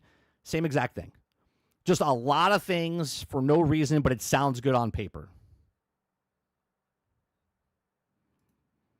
Eclipse says, yes, I totally been paying attention to Borderlands 4. Not being serious. Is there a system like Division 2 where you could scrap a bunch of gear and put it towards points for the gear that you have. Jason says Avengers RNG was horrendous to get the Tachyon Surge and damage buff pearls. Right, and there wasn't even that much stuff in that game. Or perks.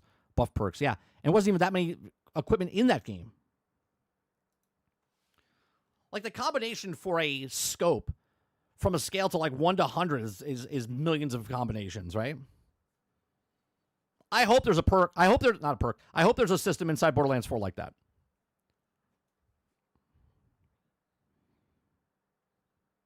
Salty says, yeah, I'm pretty much reading it. Like, I'm okay. No difference to me. I'll play it and move on. I get it. I'm just looking at it. Are you buying the game because of this? No, you're buying the game because you want Borderlands 4 and you're going to play the game. You're going to play through the system, and you might grind a little bit.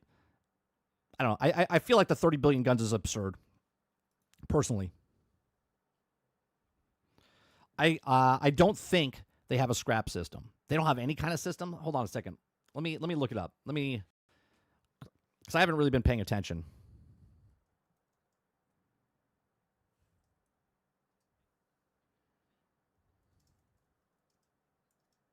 Is there a way?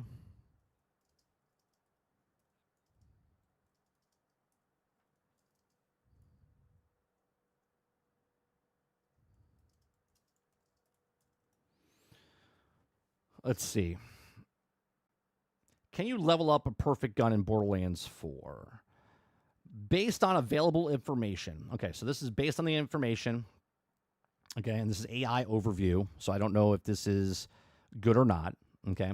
Based on available information, you cannot level up existing weapons in Borderlands 4. Borderlands series includes Borderlands 4 operates on a Diablo-style loot system where you continuously find new and stronger gear as you level up, progress through higher difficulties. Instead of leveling up a single weapon, Borderlands 4 emphasizes farming for better versions of that weapon you like. Here are some ways to get higher level guns and maximize your gear. Farming dedicated loot sources. Okay. Replaying missions and bosses. Okay. Utilizing mayhem mode. Leveraging the licensed part system. Features a system where your weapons can roll with parts from different manufacturers, creating unique combinations and effects. This system encourages experimentation and finding new powerful combinations of weapon parts to create your own perfect weapon. Okay, using enhancement mods and gear sets. Borderlands 4 introduces enhancement mods that also replace artifacts and buff weapons based on the manufacturer or licensed parts. You can also equip gear sets that approve additional bonuses, further enhancing your weapon's power. Okay, so basically, gun drops at level 4. You're looking for a better one. That one might last you to 20. You find one at 20. And then, so you might, out of the 30 billion guns, you might use 100. 100, maybe. Right? And you'd be like, you know what? I'm so bored of this weapon. I'm just annihilating everybody. Let me use a shittier weapon and see if I can find a better roll with that shitty weapon to make that gear now more efficient. Right?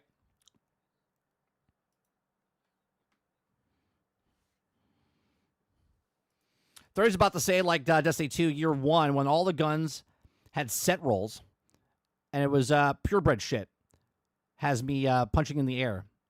It's a god roll, cries internally. Right, but that's what I'm saying. That is what I'm saying, Krebsy. Right, like a gun is a gun. Right. You go by Destiny. If I got the icebreaker, and the icebreaker is the icebreaker, but now break the icebreaker apart, right? The icebreaker with the scope and the magazine size and the silencer, whatever, right? The range, whatever, right? Now I'm breaking that apart, right? It could drop as the icebreaker, and the icebreaker was the icebreaker, right? And obviously, this didn't happen in Destiny, but now in Borderlands, right? The icebreaker drops, but it has completely different scope. It has a completely different thing, right? It's just a gun. It does better than my last gun, but it's not really the gun, right? They've taken the gun and they've mismatched it and broken it apart. Instead of letting me make the gun, it's more of, here, these are all the things, and you get to make your own, but not. It's like, you're mid-maxing, as I think Silent Warrior said it, right? You're mid-maxing with these little bits and pieces, but it's making it where it could have been just the stuff in the same weapon and the different points on the scope, on the different points on the magazine of that, just all that named parts. But now like, oh, we could do that with all the other parts and with all the other things. And then now we have 30 billion combinations, and it's just absurd. Again, this all goes out the window as soon as you find the one weapon that starts melting people left and right and you use it for the next 25 levels.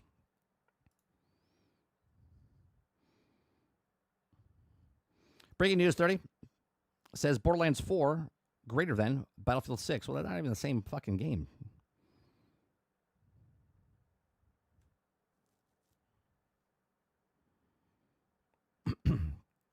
All right. Let's go from that to the next story. Next story is scale is not everything. Battlefield 6 developer comments on controversial map sizes. Now, I haven't read this. I don't read any of these articles beforehand. I just look at the title and go, all right, let's talk about that. Okay? If you guys like what I do, we do this Monday through Thursday from 10 o'clock in the morning till noon Eastern. If you like it, hit that like button, hit that subscribe button. If you'd like to go above and beyond that, become a member as little as $5. It does help if you hit that like button. It pushes it out to other people that also might enjoy this conversation in the morning. Okay? This right here is mind-boggling to me because I do understand that Battlefield games have small maps. I do. I understand that there's infantry maps, there's medium-sized maps, there's large maps, okay? Right? When I played Battlefield 1 yesterday and Battlefield 5, there's large-scale maps, right? You're running across open fields and different things. It takes a little bit to drive a tank across the thing. But seeing this, scale is not everything. Battlefield 6 developer comments on controversial map sizes. Scale is not everything. This is what separates Battlefield from all other military type of shooters when it came out originally, okay? The reason you have an Arma, the reason you have a Hell Let Loose, the reason you have the reason you had MAG back in the day, the reason you have all of these large-scale battles, it all comes down basically to Battlefield, 1942. Okay, people saw it and was like, oh my God, that's amazing. And then other franchises started coming out, okay? Right? There was other games before that had, but not like Battlefield. Battlefield made it popular, okay? So to say scale is not everything, that's fundamentally wrong in my opinion, because scale is everything, right? Right? Scale is everything. Salty says scale isn't everything. Tell that to my wife. Hey-o, right? It's all about the size, right? Scale is everything about Battlefield. Scale might not be good.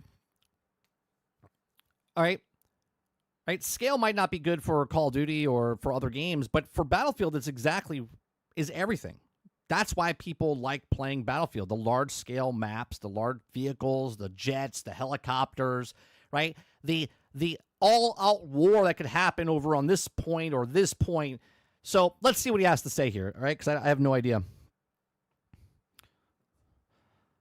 Okay.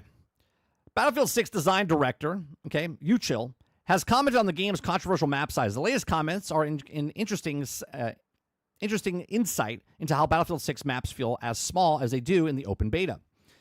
Throughout the open beta so far, Battlefield 6 map sizes have come in for a lot of criticism from players, right? Some believe that they also feel far too small and are more keen to what makes it expected from Call of Duty Ground War game mode rather than the typical Battlefield experience.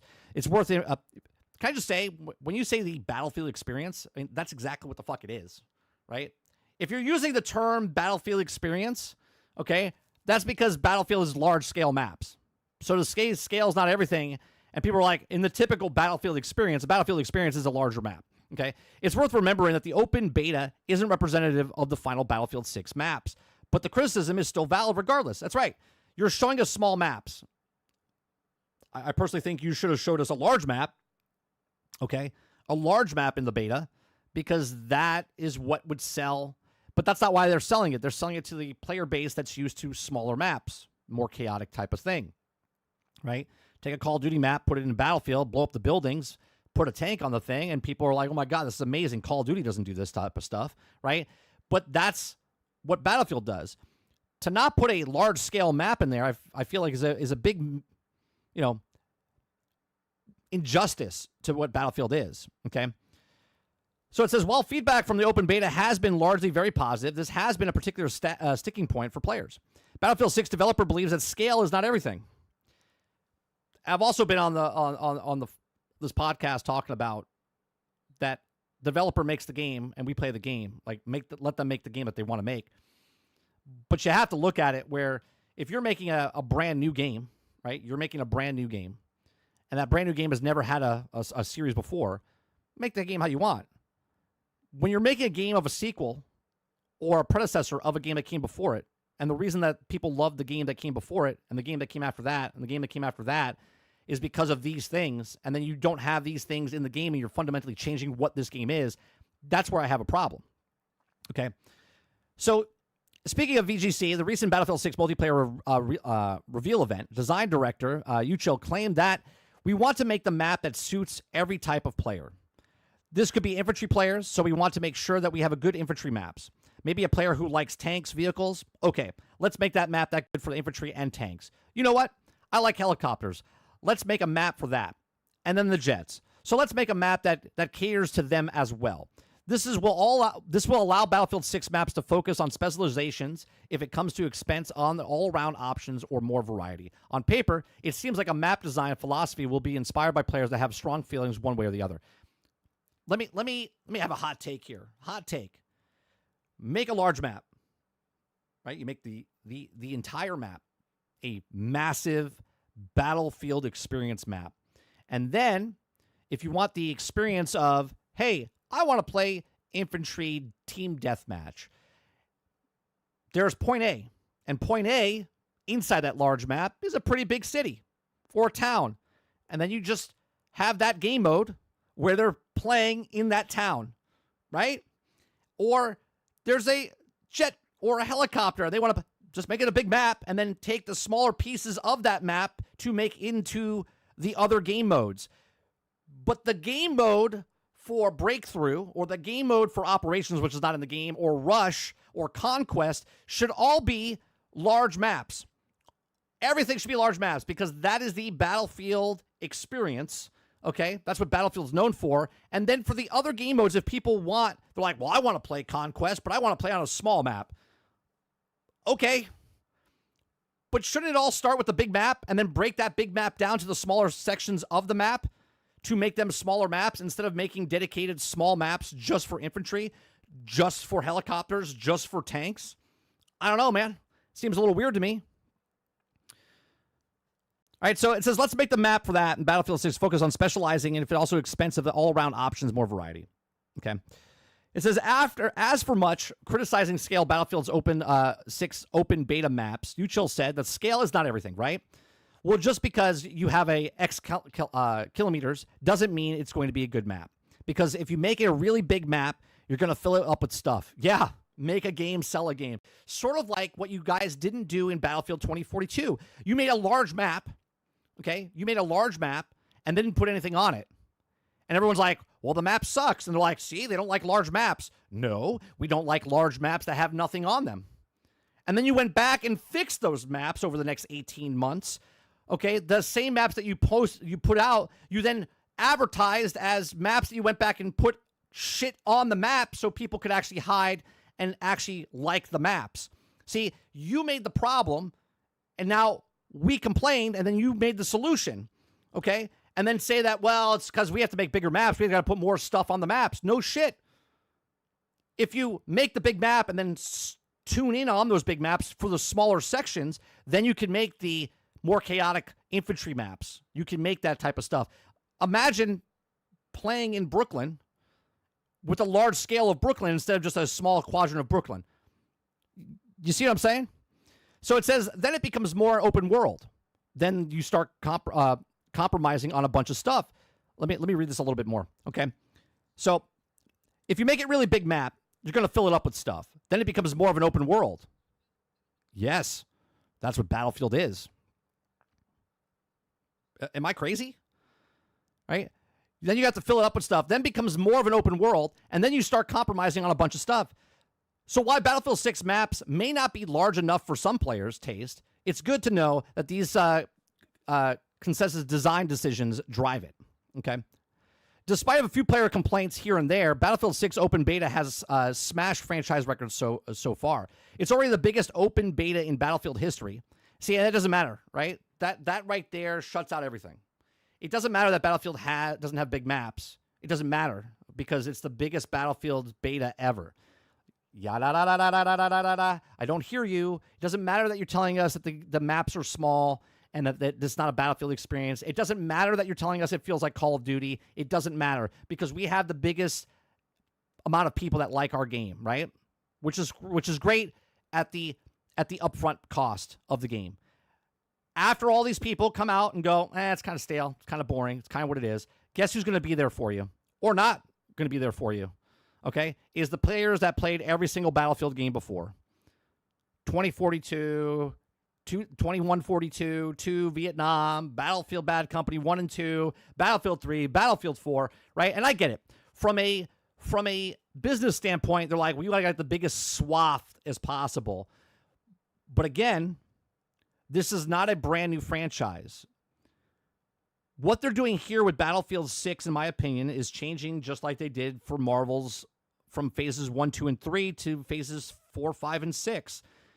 You're losing the identity of what Marvel was and why Marvel became successful. You're trying to chase the Call of Duty crowd. You're trying to chase the Fortnite crowd. You're trying to chase all of these trends that are happening in the industry instead of just making Battlefield, right? Again, the design director, okay, right? The design director has literally said that scale is not everything in a Battlefield game. And that, to me, is fundamentally wrong, coming from a person that should know that Battlefield is everything about the scale. Everything is about the scale of Battlefield and why people like it, okay? These are just my thoughts. Let me know yours in the comment section down below. Please make sure you share, like, subscribe. If you like what I do here, check out some other videos. Let me know what you guys think in the comment section. Let me know what you guys think in the live chat. Do you think that scale is not everything for a Battlefield game? Let me know in the comment section. Let me know in the live chat. Please make sure you share, like, subscribe, and I'll see you guys in the next one. Thanks for watching.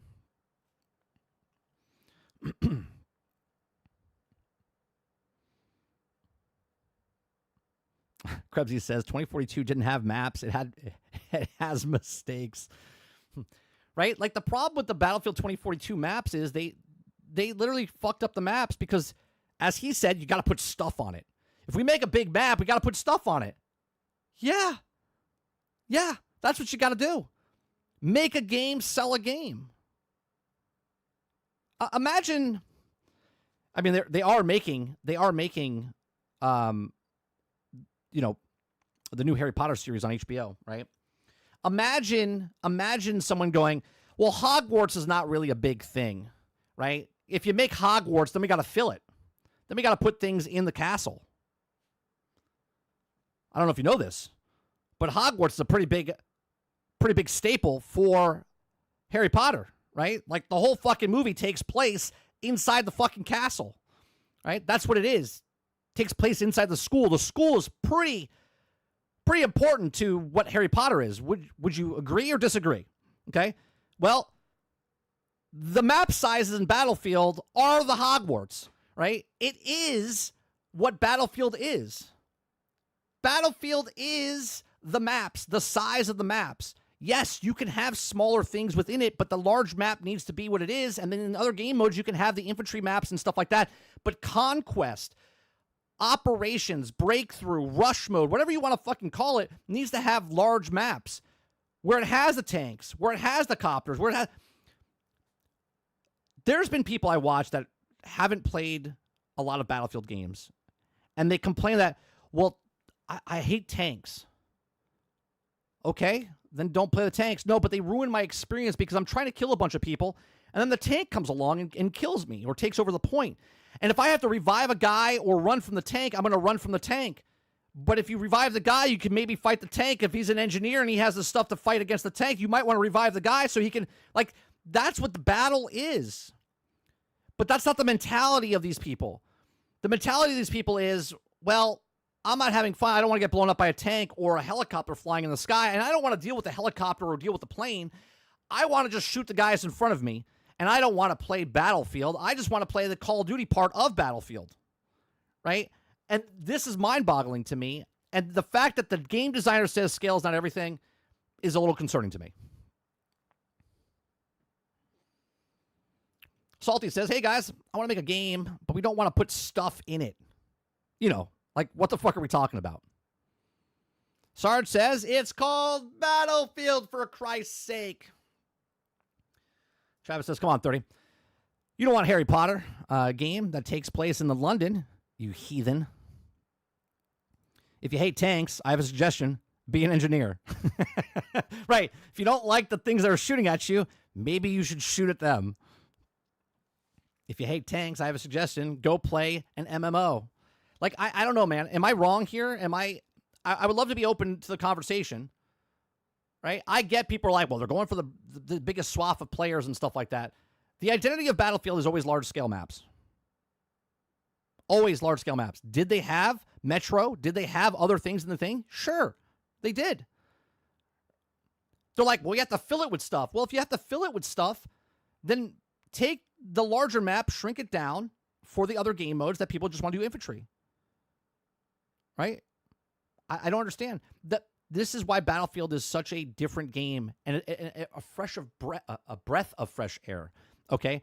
Because it isn't COD. It isn't X-Defiant. It isn't Splitgate. It isn't CSGO. It isn't all these other games that were out there. It's its own thing. Right? I would almost go to the point of the reason that there's Diablo style games is because of Diablo.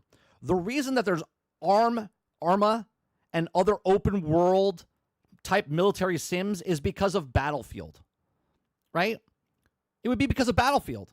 The reason that you have Path of Exile and all these other things is because of Diablo, hence why they call it Diablo style. Right? The reason you have all these Metrovania games is because of a Metro, because of Metroid. Okay? The reason you have these other military sims out there like Hell Let Loose and Arma and all these other games out there is because of Battlefield. It's frustrating. Sometimes I want to play vehicles in Battlefield, and I enjoy infantry-only modes. I'm happy with the options there. Jones, you could play an infantry mode. That's not what we're talking about. There are game modes where you could just play infantry mode. But if you're playing Rush or Operations or Breakthrough, they need to be larger scale maps. Because there should be vehicles, helicopters, airplanes, jeeps, whatever, on that. Z says, it sounds like the teams at my work that are looking to do less instead of never do more. Sometimes I only want vehicles. I hope they had a mode with tons of tanks in once. See, what it sounds like, Jones, is that you're going to have a great time in Portal. Right? You're going to have a great time in Portal. Which is even more mind-boggling to me because Battlefield, by the company that created Battlefield, should create big maps. And then everybody that's going to play Portal can make their own smaller infantry maps and tank maps and helicopter maps and all of these other maps that they can now create inside of Portal.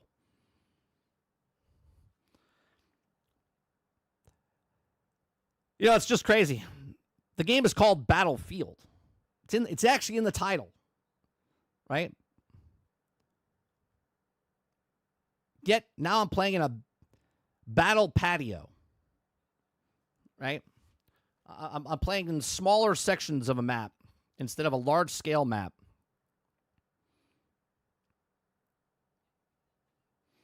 Robert Jones says, now I want official modes. Battlefield 4 had heavy metal or whatever it was called, 12 tanks. Yeah. But guess what map that was on? Yeah, it was a large-scale map that you could also play infantry later if you wanted to. I was just watching your comments in Tim's BR rant. I absolutely love your take and agree. I play both. They have their place. Jester, I appreciate you watching. I have nothing against Tim the Tapman, right? I look at battle royales, and actually there's a video that we're going to watch, right? The last like, I want to say like 10 minutes. It's a 27-minute long video. We're going to watch it here in a second, right? Battle royales, I believe, are great game modes to have. And I feel like if you put battle royale, right, they try to put a battle royale inside of Fallout, didn't do very well. Why? Because Fallout doesn't need a battle royale, right? They try to put a battle royale in Battlefield 5. It didn't work out. Why? Because Battlefield is a team-based, not squad-based. It's squads within a team, and the team is what makes Battlefield, right? Working together to push a point and whatnot. Battlefield 6, they don't know what they want to be, right? EA's got their back against the wall. They fucked up on Battlefield 5. They fucked up on Battlefield 2042. They chased the trend, not once, but twice. This is the third time they're chasing it now, right? They try to go for BR, then they try to go to Extraction, and now they're going back to BR, okay? But now they're going to the free-to-play BR, okay, where they're trying to compete with Warzone. They're trying to compete with Fortnite. They're trying to compete with all the other Battle Royales out there, okay? And while doing so, they're losing the identity of what Battlefield is, right? And now other people will be like, well, I should be able to play a Battle Royale. You can. There's other Battle Royales out there. Battlefield shouldn't be a place where you're playing a Battle Royale. It shouldn't, because you're ruining the fundamentals of what Battle Royale is. Battle Royale, based on what Battle Royale is solos, duos, trios, squads. Maybe they put 5 people. Even Fortnite did a 50 versus 50 Battle Royale, and I was like, oh, this is pretty cool. This is like a Battlefield type of thing, where it's a large-scale map, 50 versus 50. You're all going to a point. The thing's shrinking down. If they do something like that, cool. If it's squad-based small squads, it's what Call of Duty did. That's what Fortnite did. That's not what Battlefield is.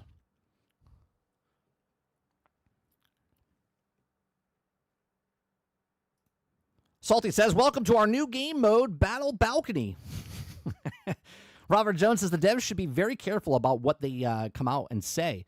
Why would they say the scale isn't everything? That's what I'm saying. If the designer comes out himself, the game designer, and says scale's not everything in a Battlefield game, I think you're missing. I think he's missing the point. Sarge says when they say big maps, we don't mean big empty maps.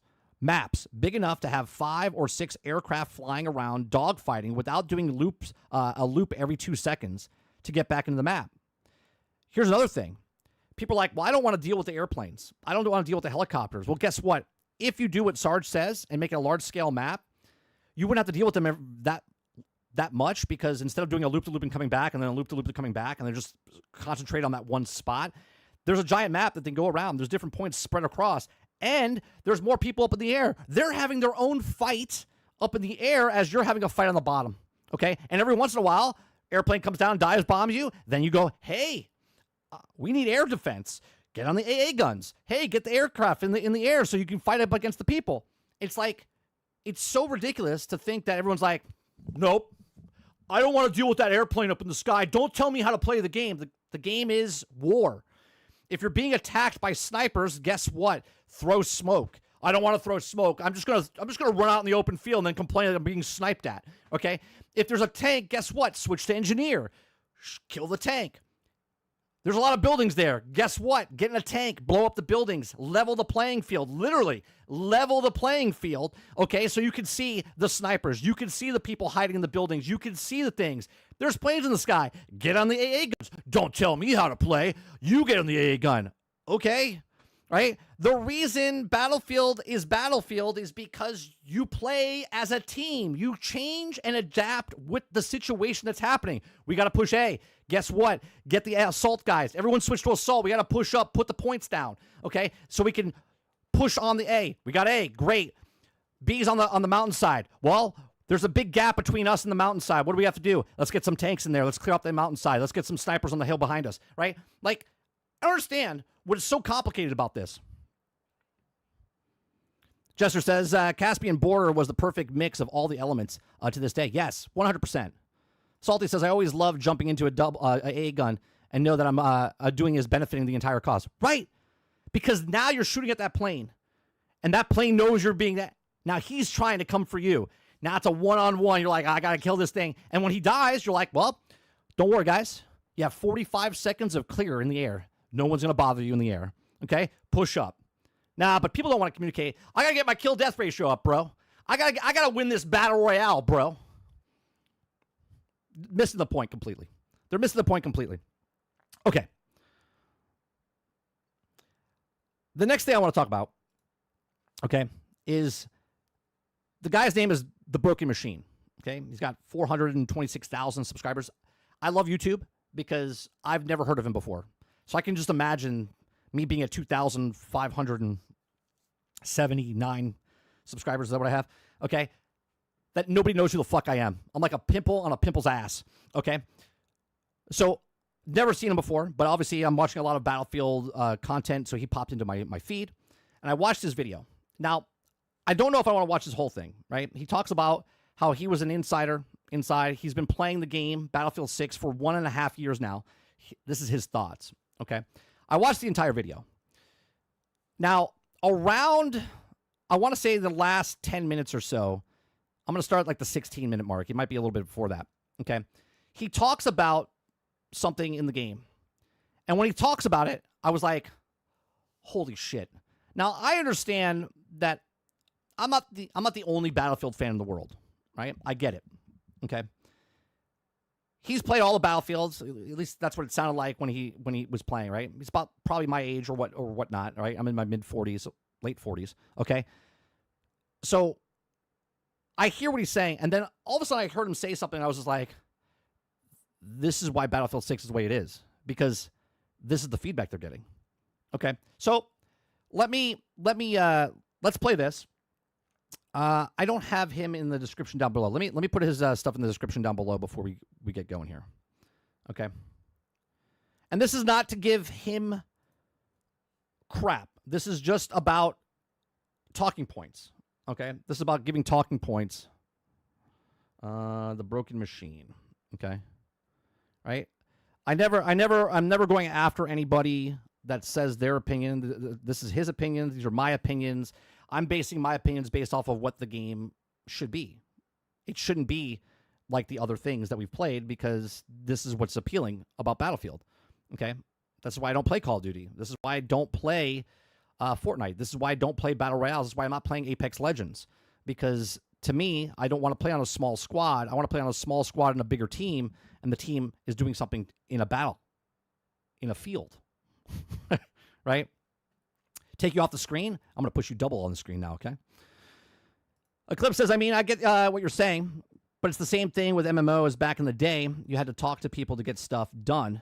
Now you can do everything solo. People just want to play stuff solo. But if you want to play a team... Okay. If you want to play... Not every game is meant for everybody. Not every movie is made for everybody. Not every book is made for everybody, right? Like I want this drama to be more of a comedy. They made the drama. Just because you want a comedy doesn't mean they should put more comedy in the drama, right? Just because you want to play solo doesn't mean they have to change the game for you, right? Now, Marvel Rivals, when I talk about they need to put a PvE game in there, is because of, if they want more longevity, they should give people, because it's monotonous playing the exact same thing over and over. Now, I know someone's going to say, well, that's why they're putting a battle royale inside Battlefield. The difference between what I just said about Marvel Rivals is that game is such a finite one game mode type of thing. You have to have different game modes. They have different game modes in Battlefield. So if you don't want to play the large-scale battles with the tanks and the planes and all the things, you can go play Domination, King of the Hill, right? There are other game modes that you can break up the monotony inside of that game, right? But this is a 100% fully multiplayer game, okay? And they have a single-player campaign now back in the game, right? So they cover both things. You want to play solo, then go play the campaign. If you want to play a multiplayer game and play solo, you can make your own squad and just be a sniper or an assault. You could do that. You can make your own squad and do that thing. No one's stopping you. But the game, if you want to win, you would have to play on a team, and that team would have to push forward and work together. Robert Jones says, raises a good point. How many veterans are in the alpha/beta and giving feedback instead of just complaining? It's not just complaining. At least all the people that I know that are complaining are giving constructive criticism, and they're on bigger channels, and I would assume that those people are giving feedback, and they're already part of the program and giving feedback.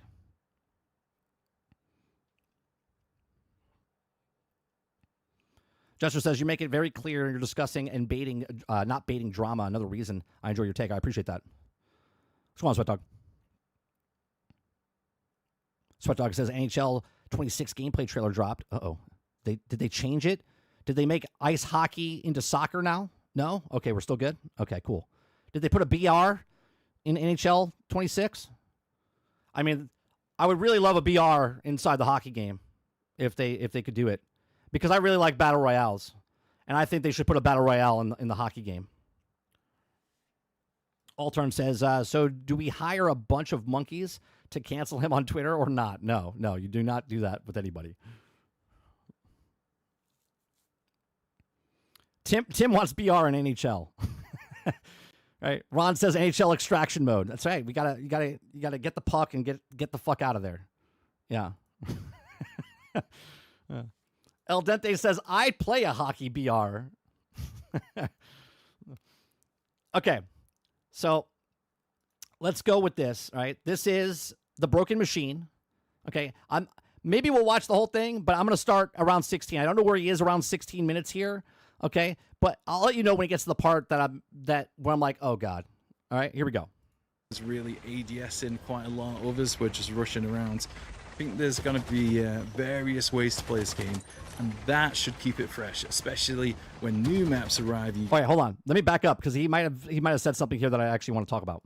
There's a section of the map that isn't shown on the minimap until someone destroys something. Oh, yeah, actually, he says something pretty cool here. I agree with this. This is sort of like the Levolution type of thing, where like the map changes based on stuff. Now, he doesn't know if it's going to happen. He said it would be really cool if it does. He's talking about the New York map. Dead zone, curves, all that good stuff. Perhaps they might need a few more options, but I think it's... That's not a bad idea, Jester. Splitgate NHL. Yeah, you got like portals that show up on the ice, and you go through and you parachute back in like a battle royale. Yeah, I mean, that's what would make NHL hockey much better, right? Now, that sounds ridiculous, right? That sounds ridiculous. But does it? Because NHL hockey is hockey. That should be what it is, right?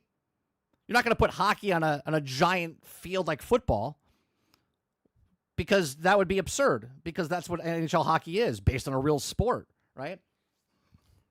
Looking pretty good. So right now you can customize your controller with the keybinds and change the triggers.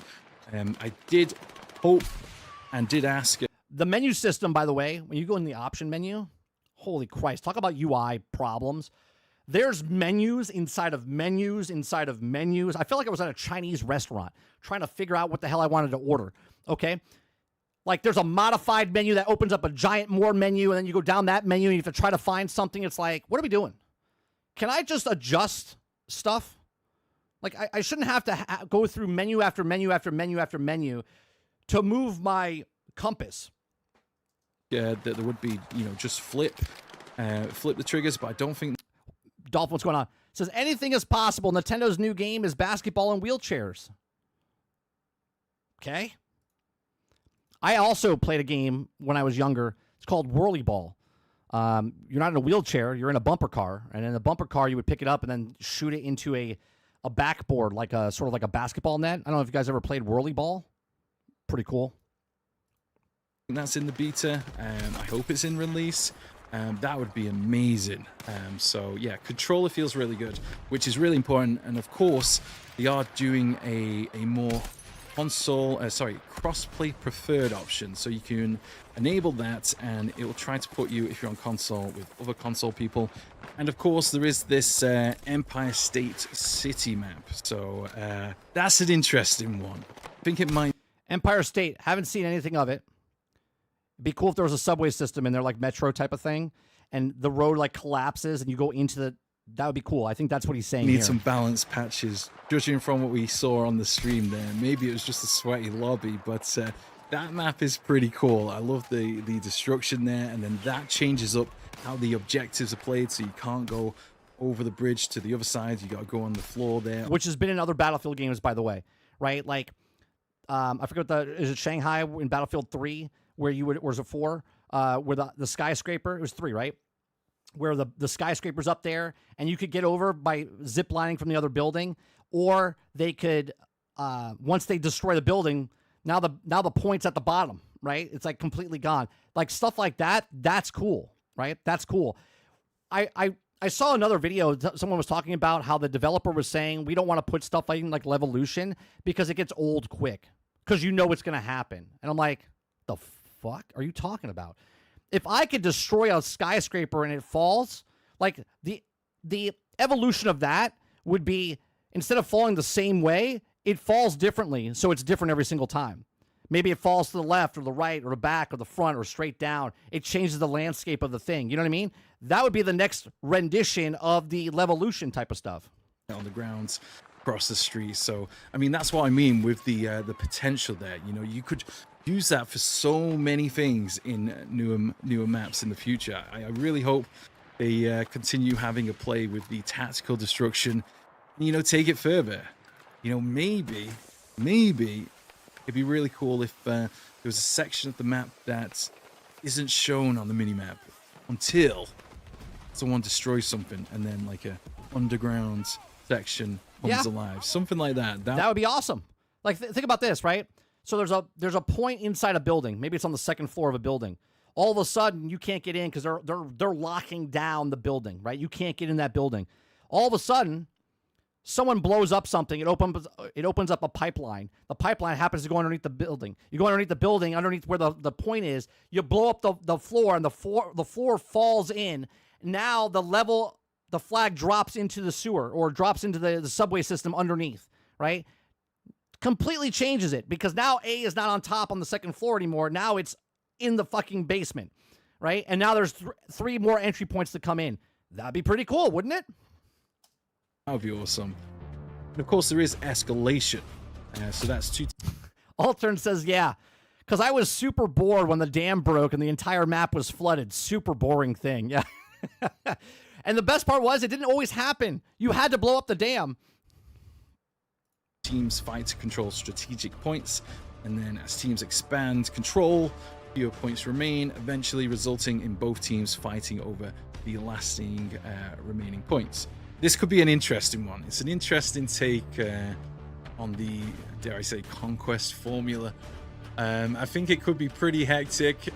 Cairo is definitely a map that is designed for this, I feel, especially with that long middle section and the flanks up in the buildings.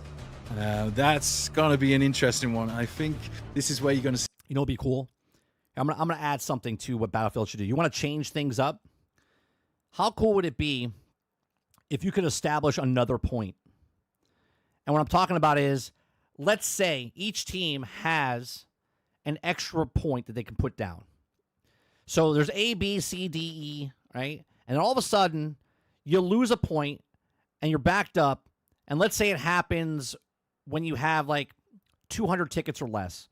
All of a sudden, you can deploy G. You make a separate point, right? Now there's one extra point on the thing, which actually brings up 2 extra points because the other team, once they go below 200, can add a different point. And now you have FGH, okay, that pop up. And now there's multiple points to take over. That could be pretty cool. You could have taken that mechanic that you had in Battlefield 5, where you can make barricades and stuff like that, and you establish your own point of interest that you have to take over now. See more of the tactical destruction come into play. Personally, I did not give a lot of feedback about vehicles behind the scenes. You know, I'm not really a vehicle player anymore. Okay, he's talking about vehicles here. He didn't give feedback on vehicles because he's not a big vehicle guy. Cool. Now, I want you to hear what he has to say about vehicles. I love infantry, and you know, this game is shaping up to be incredible for infantry. I think there's so much different metas that can go on, different ways to play the game. I saw some streamers really ADS in quite a lot, others were just rushing around. I think there's going to be various ways to play this game, and that should keep it fresh. Of course, there's various ways to play the game, because on one map, there's infantry, there's vehicles, there's jeeps, anti-tank, artillery, helicopters, passenger helicopters. I don't know if they're putting multiple helicopters in this game. I know they have the Black Hawk. I don't know if they have the little buzz, you know, the bird going around, right? There's jets, right? There should be multiple ways to play the game on the thing, and you have to deal with all of these things. That is what makes Battlefield. Especially when new maps arrive and you got to learn how to play them. Some people will adjust quickly and their playstyle will suit, others might not, and they have to you know, adapt a little bit, which is really nice to see in my opinion. It does need, you know, different metas, don't we agree? You know, we need different ways to play. I think that is what keeps FPS and particularly Battlefield. Different ways to play. Again, those are different game modes. But the large-scale battlefield, this is the selling point, the large-scale battlefields, vehicles and all. Fresh. Of course, they teased Battle Royale in the live stream there. That looks amazing. What looks amazing? What looks amazing? They showed you a pool with guys running by with a golf cart, teasing like Easter egg towards Bad Company 2. The return of Firestorm. Will they call it Firestorm? Who knows? But that is looking pretty nice from that little snippet there. Did you see the golf carts? Longtime fans of the series may recognize that. And of course, Portal, which can't wait to see that in action. Judging from that trailer, there is so much potential there. I really hope they just... Yeah, there was a lot of potential, a lot of things in the past. Hopefully Portal makes that potential and doesn't ruin it. Absolutely full send it. Stick a ton of stuff in there. Hey, Mike, what's a Black Hawk? A Black Hawk is the chopper?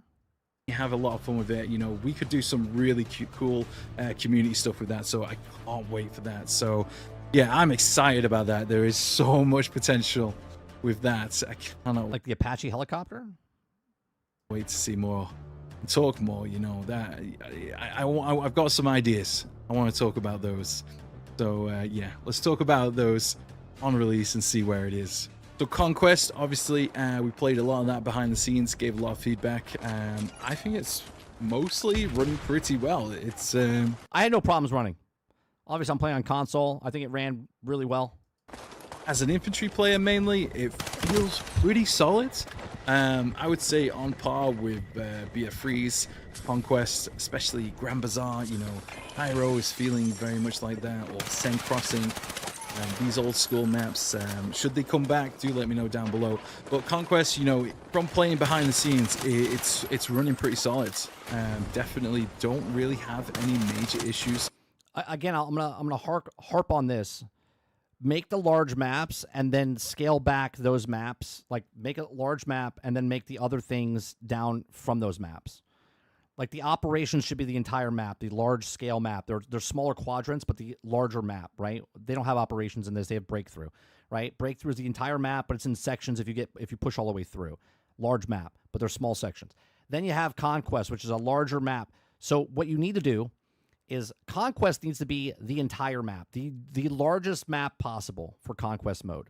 Then Rush takes that map and breaks it into the quadrants and whatnot. Then the other game modes for infantry mode only focuses on the cities or focuses on the certain sections of that map, just that map, not sequential order like a breakthrough mode, right? But it needs to be from large scale map and then break those down into the other game modes on the same type of maps.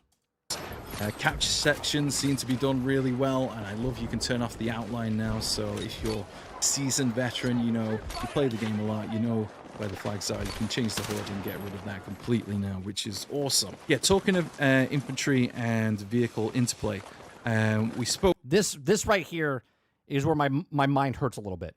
Quite a lot about that behind the scenes, and as an infantry player, that's really important to me. You know, don't want to be on a map where a vehicle is just dominating all the time. Don't get... This hurts my brain. This hurts my brain. To be an infantry guy, and I don't want to be dominated by a vehicle, go play COD. Go play COD. That is the massive difference between Battlefield and COD. Not the kill streaks, not anything else. Vehicles versus non-vehicles. Okay, now I understand that COD has vehicles in there now because they used to not have it. Okay? Go play COD. Get me wrong, vehicles should be powerful, but at the same time, I think we need to consider what kind of gameplay the infantry is playing and what kind of gameplay vehicles are playing, and try to strike a balance, you know.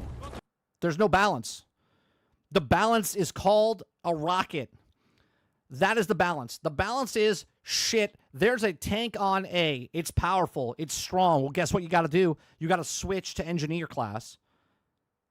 Okay? One squad engineer. If people were talking and playing, and if you want to play solo like Eclipse said, okay? You're like, well, I don't want to go against that tank. You either don't fight that tank and you run off to somewhere else, or you switch to engineer and you start launching rockets into that thing and take it out. Sometimes it feels like, I mean, let's take an example like Monty Grappa on Battlefield 1. If you play that on Operations or Breakthrough, as you may know it, sometimes it can kind of feel like you're trying to jump on a flag. You're checking corners, trying to read the spawns, trying to read what's going on around you, and then the plane comes flying over, drops bombs. Yes. Yes, that's what happens in war. You're checking corners, you're doing your thing, but guess what? Someone's not doing their thing, and their thing is keeping the plane out of the sky. This is where I think we've gone wrong. This is where I think we've gone wrong. And I'm not saying Break Machine here is the cause of the issue. I think there's an issue just in general, right? I think people that play the other games, they like this game. They want this game to be like the other games. They want it to be popular like the other games as players, not creators, right? As players. And they want to play it like Call of Duty. They're like, man, I love Call of Duty because the infantry is so focused. I can focus on infantry. That is not Battlefield. Battlefield is a team sport. So if you want to just run into a building and then complain that someone blew it up because that's the tank, that is why you have communication, and this is why you play slower than you would play a Call of Duty game. Okay? You would look at it and go, all right, we're going towards A. Someone spotted a tank. So your option is, do we have anybody that has an engineer? Anybody? No. You have landmines? No. Do you have tank, anti-tank? No, don't have anything. All right, well, let's not go to A because there's a tank on A. We can't do anything. We're shooting peas at it. Okay? So guess what? Your plan's changing. You're going to B now. Okay? Like, I'm so confused. And then if you don't want to play with vehicles, then you choose the smaller game modes where it's 12v12, 24v24. But everyone's like, well, I want to play the 64 versus 64. Well, then you have to deal with tanks. You have to deal with planes. You have to deal with these things. Trying to read what's going on around you, and then the plane comes flying over, drops bombs, and then you adjust, and then you try and do the same. You see the plane, you're like, okay, I think we can get it now. You get close to the objective, and boom, the plane is back. And often it can lead to one-sided games. Yes. That's how you win war. If you have a guy in the sky that can just dominate, guess what? You're going to die a lot to that guy. Unless you get a person that's just as good in the air, or get anti-aircraft guys shooting at that copter or shooting at that jet. And guess what? You don't have to own all 5 points or 6 points. You can get 3 and hold. And once you hold, you have to start dominating on the hold. Meaning, maybe you lose C every once in a while, but you get it back, right? Unbalanced games, spawn traps is an issue from time to time. And I'm not saying this happens. Spawn trapping happens because the map design is poor. Happened all the time in the peak level. Spawn trapping is a problem with the fundamental map that they created. Okay? And the reason for that, well, by the designer that we just read, he said, well, if you make a big map, you got to put stuff on there. Yeah, you do. Like things to block the path from shooting from the mountaintop into the headquarters of the other team. Yeah, imagine that. All the time, and I'm not saying every vehicle player is just dominating all the time. All I hope is there is a consideration for both the infantry game and the vehicle game. There is a consideration for infantry game. Smaller game modes where it's just infantry. What game is each playing? Is it balanced? Is it working? Is the vehicle just too powerful? Or is me versus car? If I go outside and a car's driving at me, okay, it's disadvantage. I can't do anything to the car. But then I have a gun in my hand, and guess what I can do? I can start shooting at the windshield of the car to kill the guy that's trying to kill me with the thing. That's the equalizer, right? Now the car has a gun on top of it. Now he could shoot me. Now it's unequaled again. So what do? Well, my gun's not going to do anything to the guy because now he's got an armor plate and he's got a gun on top of the thing and he's shooting me. Well, guess what? I have a rocket. Now the rocket shoots the car and blows up the car. That's the equalizer. Then he has a tank. He's got a tank. Well, guess what? I got to have more rockets to be the equalizer to that tank. Am I crazy? Am I crazy? Is the player in the vehicle just so good? They're just dominating because they're good. If that's the case, fine. And then this is not even putting skill level into this. Okay? Right? This is not even putting the skill level. If you get someone like me in a helicopter, I'm dead in 2 seconds. If you get someone like the guy who's a master pilot, Aku's really good at flying helicopters, let's say, right? Aku starts flying around with the helicopter. He could level the playing field, right? Could completely destroy the other team because no one on the other team can fight him out of the sky. So now they have to balance the game because some guy's an ace pilot in the sky? No. The balance tools are in the game. Guy in the sky, anti-aircraft guns, okay? Rockets up in the thing. Tanks, right? Pushing the point to let him not get back in that helicopter. This is why the airfields were so big back in the day, because you would send a guy over there, or a team would be snipers, and they would snipe out the airfield when the planes had to take off and whatnot. And that would stop people from going in the sky because you had a small group of people going to the airfield, okay? All of this stuff is why Battlefield is Battlefield. But they took that away. Now you get in a tank or you get in a plane, you're just like up in the sky. Well, sometimes, you know, I think we need to keep the vehicles in check. That's just... Vehicles are in check. That's why you have rockets. Vehicles are not supposed to be paper mache. They're not supposed to be paper mache. They're vehicles. They're armored vehicles. My opinion, and, you know, I think it makes for a better experience. You know, Battlefield, I would say, plays best when it's a tug of war. When it's one-sided, whether that's a whole team... I agree. I agree with the tug of war scenario here. Dominating and spawn trapping all the time, or vehicles are just annoying all the time. I don't understand the annoyance thing. I don't understand. You want it to be a tug of war, but you're like, the vehicles are a pain. I just don't get it. Bombing, blowing effing up. You know, that's when Battlefield suffers, and... It suffers. It doesn't suffer. That's where it thrives. That is the problem. That is right there. That's the crux of the problem. The problem is people think that the vehicles are a hindrance to Battlefield. This is why you can go play all the other games out there that don't have fully wide world map scaling with vehicles and infantry. Don't get me wrong, you should have close games and pulling them back, you know, like a tug of war. But when it's just a clear, you know, one-sided, it's gone. I think we need to have a discussion about that. But yeah, so those are some of the things that I've talked about and we've discussed behind the scenes. So for now, it's feeling pretty good. The vehicles don't feel annoying. I hope it stays that way. But changes do need to be made from the beta. I'm not saying they don't. I'm sure many vehicle comments down below will... So how many content creators were invited to talk about and then tell the developers not to make Battlefield? Say that, and that's great. Especially when it's coming from people that didn't like Battlefield, telling Battlefield developers that have never made a Battlefield game before to make it not like Battlefield. Get the feedback out there. We need it. You know, we need to make a good game. You know, some people think I hate vehicles. I don't. They're a part of awesome moments. I'll put some on screen right now. We need them, but they need to be considered, is what I'm trying to say. Breakthrough, I've got some issues with Breakthrough. On that stream we did, I was a little bit concerned with some areas. It felt like a bit too choke pointy, and in the playtest, it didn't... Choke points are because of bad map design. If there's only one thing that you can get into, you have to make other opportunities to sway it around, okay?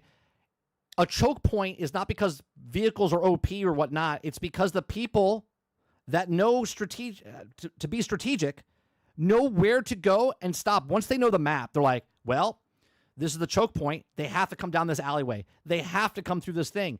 Hence why the rubble, the destruction of buildings is such a huge part of Battlefield. Because if you can't get to the point, you blow up a building and you make another way. You make another way to get there. And if you can't get in there, then you got to start doing mortar attacks. Or you got to start doing helicopter attacks from above. Or you got to start... There's 1,000 things you can do. It's not about nerfing or buffing the things that are on the map. Sure, you could change the things, but if a choke point is happening, is because you, the designer, the developer, not Mr. Machine here, okay? You, the developer, decided to make a poorly designed map, which is okay. You can fix it, okay? But that's the reason there's choke points and maps suck and people don't want to play certain maps and they want to play other maps, because you can kill the people and it's just sit in one spot and they can't get through. That's poor map design. Feel like that. And I do believe it's partially because it's a streamer lobby. Everyone's trying to get clips. Everyone's trying to stay alive so they're not dying all the time. And it got a bit too sweaty. But I'm sure that's not going to be the case in the full release. Right. Robert Jones says, he said he didn't give them any feedback, right? He said he didn't like, he doesn't play vehicles. I don't know if he didn't say, I can rewind it and see if he said he didn't give any feedback because he doesn't play vehicles. But he's giving feedback here, and he has 435,000, subscribers or viewers, and he has a line to the developers. So, Sarge says, is this Earth? What the fuck is happening?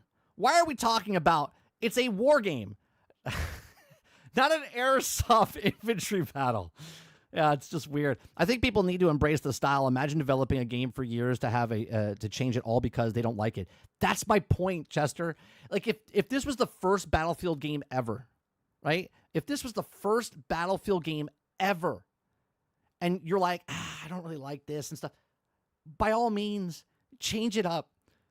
We are 23 years into this, what this game is, what the series is, okay? And they've screwed it up dramatically over the last 9 years. 7 years, really. 9 years since the last good one, which is Battlefield 1, okay? And they've lost their way. They don't know the identity. The developers have never made a Battlefield game before. They only reference other Battlefield games. Like 90% or 95% of the people making this game have never worked on another Battlefield game before. Like one guy who's like, yeah, I worked on Bad Company too. They're like, well, come on board, right? They're trying to fundamentally change what Battlefield is, where Battlefield is different than all these other games, and I'm so baffled by this. I'm so baffled by this. You got to remember, some of these reveal events for any game, they don't always play exactly how a normal game would play. What's a normal game? Let me rewind that. I want to hear him again. They don't always play exactly how a normal game would play. I think you need to keep that in mind. For the most part, I think Breakthrough is going to be a pretty good mode. And, in the past, I've talked about St. Quentin Scar, Kaiser Select on BF1. I think that's a great example of a map that plays reasonably well in Breakthrough. You've got two objectives that interact with each other in many ways, but they are self-contained. And just like the best maps in Rush in BF3, and the best kind of maps in like modes like S&D in other games, or Counter-Strike. Counter-Strike is a good example. You've got two objectives. If you rush A, that affects how the team comes from B, what connectors, what routes they can take, and vice versa if you rush B instead. And I think if you get operations right, it needs to... It's not operations, it's Breakthrough, but I know what he's saying. Kind of take inspiration from CS, not in the sense of a super competitive mode, but in the sense of the flow and the way it can play. CS is just, especially on maps like Dust, it's a perfect example of how to potentially balance these kind of double or two objective type of modes. And so I have mentioned that before, and I'm not saying I want Battlefield to be Counter-Strike. You are, though. You are Machine, right? You're even saying it while you're saying it. You're laughing about it because you do, and I understand that, right? You like this game, but you like this game, and you want this game to be more like that game. But this game is not that game, right? Again, watching him say what he just said and then laughing about it, I mean, he is saying that he wants it to be that way. I've mentioned that before, and, I'm not saying I want Battlefield. I'm not saying I want Battlefield to be CSGO, but... to be Counter-Strike. I'm just saying the way they flow needs to be looked at. Some of the best maps, St. Quentin Scar, Kaiser Select, Amiens, it's that push and pull. They push, we push. Tug of war, back and forth action, the flanks, the close games. Everything he's saying Guess what's fixed about it? Are you ready? The flow, the push, the pull. You know what the detractor is from the balancing if it sways one way or the other? A vehicle, a helicopter, a rocket, destroying a building, a tank. That is the disruptor. That is the disruptor of what happens. We can't get in there. It feels a little sweaty. Guess what? Bring in the tank. Genuinely think we need modes like Operations and Breakthrough to do well. They're in BF. Operations and Breakthrough is what Battlefield is. It is what Battlefield is. BF1 and then BF5. I think BF1 did it better. You don't build off of small maps and make it larger. You build off the larger map and make it smaller. One of my concerns and criticisms was with BF5 was that they had grand operations, which was just completely different. It was the wrong way to go about it. You know, they should have had Breakthrough with all the fortifications set up, and then you push the map and have several rounds, several battalions. That's the way it should have been, and it wasn't quite like that. And I think they messed up there. Yeah, I do think they messed up there. For me, I genuinely believe there is a need for... Yeah, wait for the res, Jester. That's another thing, man. Right? Jester says, I like to have a COD rehab server in Portal. Banners that tell you how to counter things like PTFO, designate smoke, and push, and wait for res. What people don't understand is, like right now, the defenders respawn. If you want to respawn, respawn. Because it doesn't do anything for point-wise. Okay? But when you're attacking, you're on tickets, man. And every time someone just quickly skips to revive themselves, you're hurting the team. Give it a second. Let the people on your team push you. But if they don't get you in 30 seconds, or I'm sorry, 5 seconds, right? They're like, I'm out, right? And they start losing. They're like, we can't get past this point. Yeah, because you're just keep spawning back in. Let the team do their job. Let people revive you. Let people push. Let people clear. Let people do something. They're like, no, I got to get back in there, man. I got to get my kill-death ratio up. I got to get up there.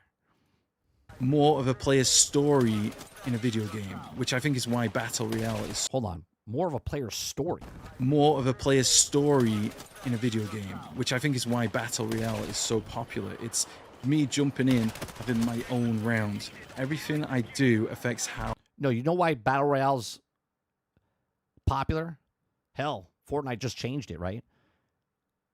The respect of your time. Quick game modes. You can hop in, play a match long as it could be if you last through all the circles with the regular Battle Royale mode, 20 minutes. Was it 30 minutes? So if you're a person that doesn't have a lot of time, you want to play one round of Battle Royale, but if you die, you get right back in there again. And you're progressing as you do it. So you feel like, oh, I don't win, but at least I progressed my XP bar up or whatever. Okay?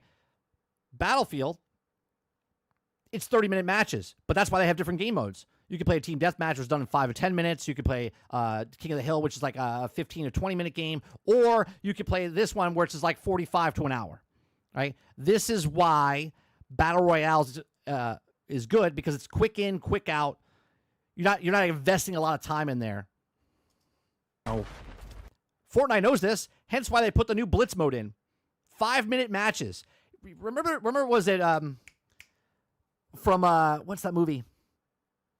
Hi, Dave Chappelle.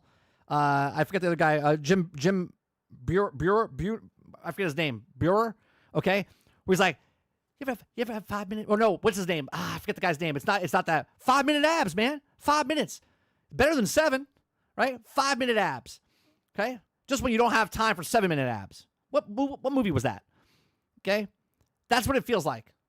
It's like, well, Battle Royale's good, but that's 20-minute abs. We can do 5-minute abs now. 5-minute abs. It affects your adventure across the round. It affects where you go, what you can do, and the outcome.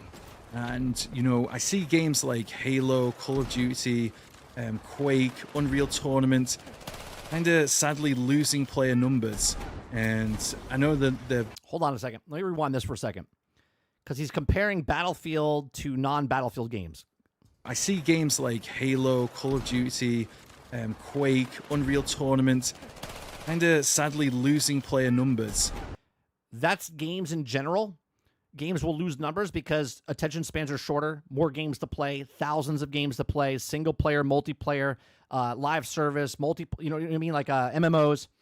And I know that they're quite different games, but they are arena shooters. And I do wonder if this kind of smaller player kind of modes are kind of dying off because people want a more self-driven kind of mode or adventure. But by the logic, what you're saying is then you don't want smaller maps for infantry. You want larger maps then. Am I wrong here? Want a more self-driven kind of Self-driven, making your own stories for that 5-minute span that you, oh man, last night I was playing Battlefield and I got in with a squad. We pushed this building. A tank came in. I blew up the tank. A helicopter swooped down. I jumped on top of the building, sniped the guy out of the helicopter, and then I died. It was epic. Dude, that sounds amazing. What game was that? It was Battlefield 6. Oh, you should jump in. It's like that little moment. That's what he's talking about, right? Like the little moments of your story that you could tell. 30-minute game, but there was that one time I killed 5 guys in a 3-second period. I threw a grenade and took out 6 guys. Those are the moments. There's already a name for it. The battlefield moments. Kind of mode or adventure, like Battle Royale. I think that needs to be the case with like operations. You need to really see what makes those modes work and full send it. I genuinely think Battlefield 6, if they get operations or breakthrough, if you want to call it right, Yeah, it's breakthrough. it could be amazing. Some of the best clips and moments and games I've had have been on operations. Anyway, I'm going off on a bit of a tangent there, but I do think Battlefield's, there's lots of talk in the community about, I wish they would focus on multiplayer. And I'm not saying now, but there has been in the past. They shouldn't put resources on this or that. And I think FPS games these days actually need a multiple array of experiences to survive. So we've got. Let's talk about that. These games need more things to survive, more game modes to survive. Let's take a look. A multiplayer game. How many game modes does Helldivers have? How many modes does Helldivers have? It's got one game mode. Okay.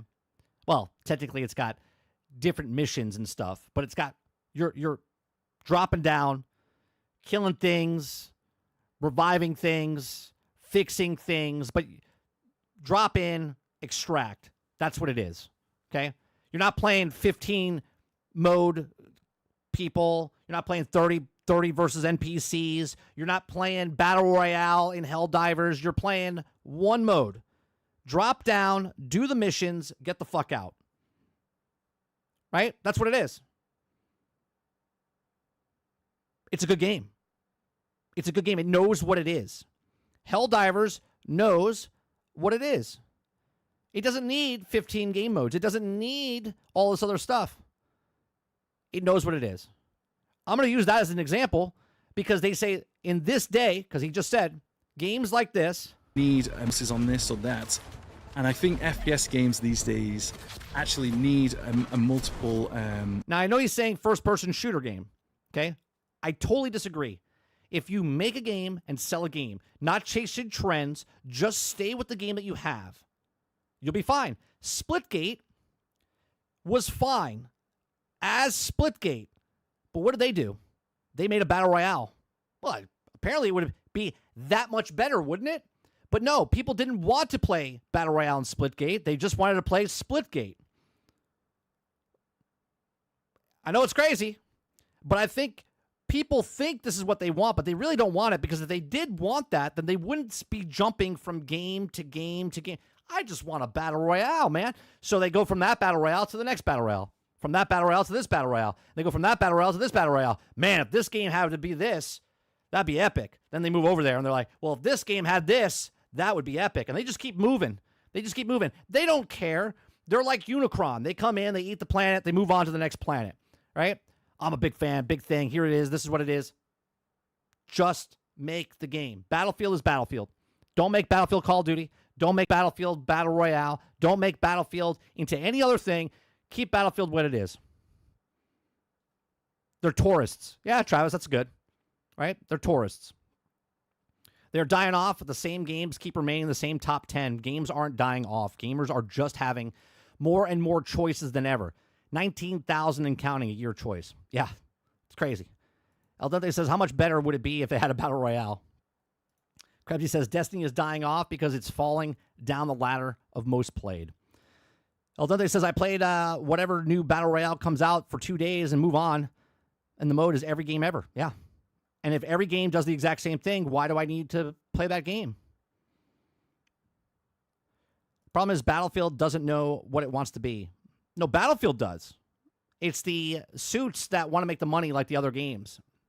And they're like, well, let's just do this. Instead of making a brand new game, instead of making a brand new whatever game, they're like, let's use the Battlefield name and let's trash it. What does that remind you of? Disney with any other IP, right? Altern says, but don't having a bunch of game modes divide the player base, making the matches take longer. Yes. Yes. Now imagine, see, their thing is, well, if we make a battle royale and it's free to play, no entry, people come in and start playing. Those people will like it so much that they'll buy the game. And then that'll be it. Well, if that was the case, then why would they be talking about putting bots in the game? Interesting. My friend said himself after playing Battlefield 6 that he has lost its identity and he's not interested in the game. There you go. Salty says, then I speak to another person. They said that they were playing Battlefield 6 because at least it's not COD. Travis says, I mean, it sounds rude, but a person that's just passing through shouldn't be considered. I agree, but that's called gatekeeping, right, Travis? That's gatekeeping. Yeah. And I will be that gatekeeper for this game that I love, that I've been playing for the last 23 years of my life. Array of experiences to survive. So we've got multiplayer, battle royale, and you know, the campaign as well, of course. Talking of campaign, we'll get that into a moment. But yeah, anyway, I think you know, they're doing a good job there, and full send operations. Yes, Easter eggs. You know, the Phantom edition of the game, is it, for pre-order? That's an interesting title. Now, I have a question. This picture right here with the Phantom Squad 4 soldier skins. The game mode that we're playing now, if you don't think they're going to change the skins and differentiate from themselves from Call of Duty by putting crazy skins in. Now, I get what they're doing right now, right? But right now, both sides of, if you're using NATO or if you're using the terrorist organization, okay, they're both pretty similar. Right? They have like light colored camo and whatnot. The other guys have like a green and black. But now you're going to have guys walking around like this. The Phantom Squad soldier crew, right? So anyone that has the Phantom Edition includes. So anytime someone runs around with this, you know that they paid $100 for the game, which is fine. Okay. But now they're going to be easier to see. They're wearing black. All the boards that we've seen so far, at least all the stuff, right? They're all camouflage basically within the group. Now you're going to have a group of people running around in different squads. So now your squad that you're in, you might have the tan, right? 3 of the guys have tan, but the one guy who bought the Phantom Pack has the black. Now, as a player playing the game, I'm running around and I'm seeing certain guys have black and certain guys not. Now I have a question. Is this only for one side? When can I activate this? Right? You see what I'm saying? That already breaks the immersion of Battlefield. Because now you see guys running around going, oh, that's a Phantom guy. Oh, that guy got about the thing. Oh, that guy bought the thing. Because it looks so different than the rest of the uniforms. It's also, yes, there was something in the reveal, and I don't believe anyone picked up on it. And it's, yeah, it's an interesting one. I did have a few conversations with people in the stream event about that. But yeah, it's so yeah, it's been a wild journey, guys. I hope you've enjoyed this video. I know I probably waffled on about it. Right. So there you go. If you want to go watch his full video and talk about the whole thing, it's about 27 minutes long. We watched about 10-15 minutes of the 27 minutes. So go check him out. Give him a like. The Broken Machine. Okay, give him a thumbs up if you like the video. Go check out his channel. Not that any of these streamers need my help, right? Because they're much bigger than I am. But I like watching other people's content, listening to what they have to say. Not that I'm mad at him specifically, but it's just like I'm just looking at it as a Battlefield fan, as a gatekeeper of the Battlefield series.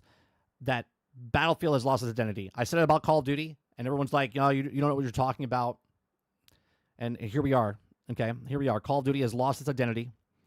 And now Call of Duty is chasing trends. And Battlefield is now in the same form of chasing trends instead of just making a Battlefield. But these are just my thoughts. Let me know yours in the comment section down below. Please make sure you share, like, subscribe if you like what I do here. Check out some of our other videos. Thanks for watching. All right, let's see what you guys are saying here. They can't make a new IP. No one trusts them, so they need to use an existing IP. Yeah. Drag the corpse through the mud while doing it, Salty says. Travis says, if it's to do with the Bloodlines too, only reason they called it that is because without old member berries, it wouldn't even sell at all, if it even does. If I buy a Phantom pack, I should be named King of Battlefield, and all non-Phantom guys give their girlfriends. Salty says, I want to see a list of employees for all 4 studios and see how many of them came from COD. It happened with the Hunt Showdown. A new lead previously working on the COD. Also, now the UI is the same and it just sucks. Yeah, it sucks. Sell out your more skins and more.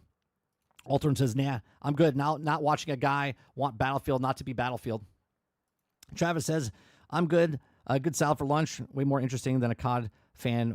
I don't know if he's a COD fan, but obviously I think everyone's got their opinions. And I'm just saying that I don't want Borderlands to be Destiny. I don't want Destiny to be the finals. I don't want Battlefield to be COD. I don't want COD to be Fortnite. The reason that we liked these games in the beginning is because they were their own thing. I loved COD up until 2009. Modern Warfare 2 to me was the pinnacle of Call of Duty. Then I saw the shift of where they were going, and I went, I don't like that. And I stopped buying. I stopped playing. I loved Battlefield all the time while I was playing COD. Same exact time. I played COD and Battlefield, and I played them both separately because they were 2 different games, 2 different game modes. Okay? I didn't want to play COD and then also play Battlefield because it was the exact same thing. I like Battlefield for Battlefield, and I like COD for COD, but then when COD swung all to zombies and stuff like that, I went, I'm out. If I want to play a zombie game, I'll go play a dedicated zombie game like Left 4 Dead. Okay? Like, I just didn't want to play that type of thing. And as a player, as a fan of that series, I lost my money for 14 years. Okay? Battlefield, I've been a Battlefield fan the entire time up until Battlefield 5 when they said, if you don't like it, don't buy it. I said, all right, I won't buy your game. And then I bought it later, 2 copies for the price of half of 1 copy. Okay? We bought for $40. No, it was $30. It was $15 a piece. Okay? $15 a piece. I bought Sarge's and my copy for Battlefield 5. And then I played it later. And I only played it for 3 days. It was really worth it for $15. Okay? 2042 came out. We played the beta. And I was like, nope, this ain't it either. Battlefield 5, missed the bar. Battlefield 2042, completely missed the land. Not even the bar. Okay? And I was like, all right, here we are, Battlefield 6. I'm enjoying myself with Battlefield 6. But it looks like they're making the exact same mistakes. I think the game itself is going back to what Battlefield 1 was. But I think the Battle Royale and I think the Portal is going to be the downfall of what Battlefield is, or Battlefield was. Okay?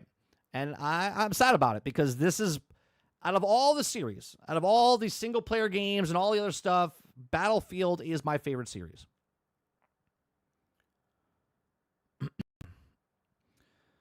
Mike, remember back in the day, Girls Gone Wild 2025 is now COD's Gone Wild. Yeah. Krebsy says it's like Travis says, all that, but he hasn't played any Battlefields till like 2 months ago.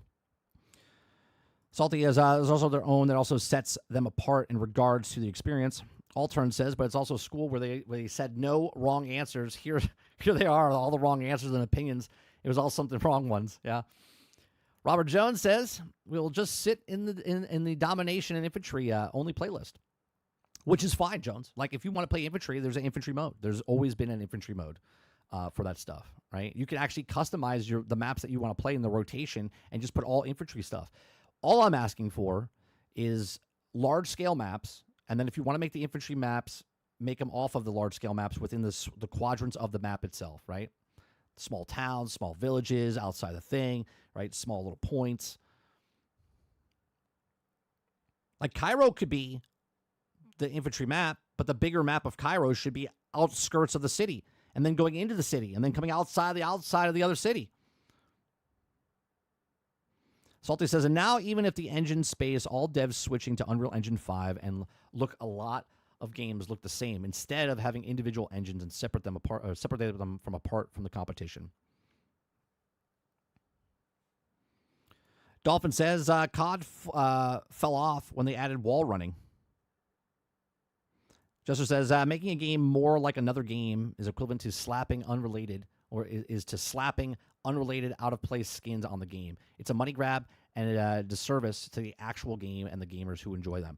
I agree, right? Like, I understand that the business wants to make money, but you have to at least look at it in the sense of, well, how can we make money within the realm of our game instead of doing what Call of Duty did and said, oh, let's put Nicki Minaj, let's put Snoop Dogg, let's put Jay and Silent Bob, let's put Beavis and Butthead, right? They completely ruined, right? They completely ruined what that game was more than what it was before, right? Think about what Call of Duty did. They went from 1-to-1, World War II versus World War II in the very beginning. Call of Duty, Battlefield. Call of Duty went better because people like Machine didn't like vehicles, right? Didn't want to be interrupted with vehicles.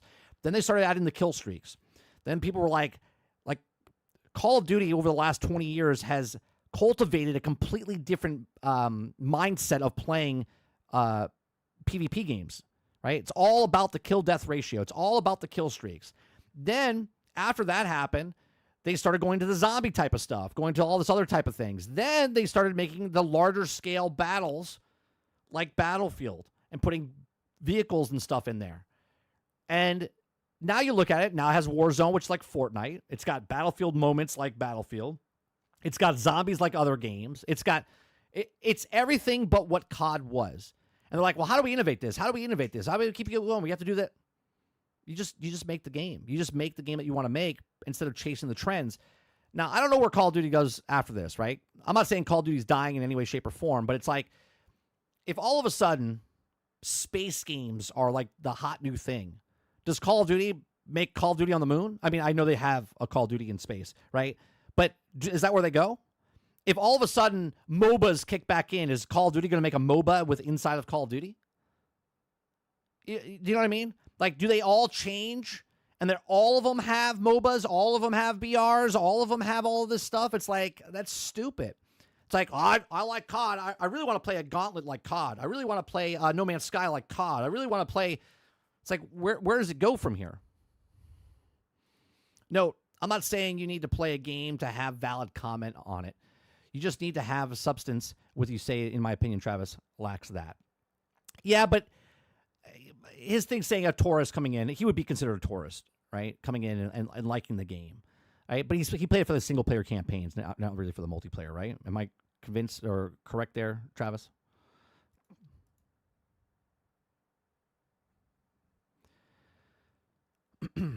Altern says, COD went from military skins to future skins to AI skins to now licensed out of place skins. What do you think of how Battlefield 5 and 2042 did with their skins and monetization? I hated the monetization that they did in Battlefield 5. That stuff doesn't need to be. If they want to change the gun skins, right? Cool. Like, if you want to do the skins for the guns, that's fine, because basically you're the only one seeing it, and the only time someone else sees it, if they kill you, they can pick up your kit and they can use that gun, and they'd be like, oh, this is pretty cool, right? Like, I'm okay with the gun skins, even though it doesn't remove the immersion out of the game, because unless it's like what fucking Call of Duty. Did you guys see the Call of Duty, the latest gun for Call of Duty? Have you seen this thing?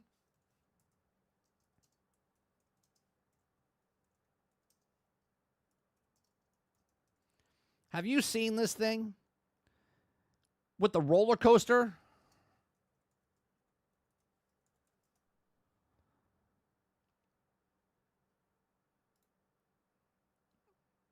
Where is it? What is it called?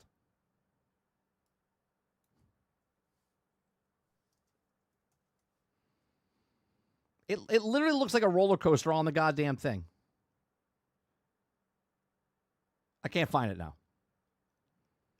It looks ridiculous, right? It looks fucking ridiculous. Okay? Like, if you have guns like that, no. If you have, like, a camo or something on there, fine.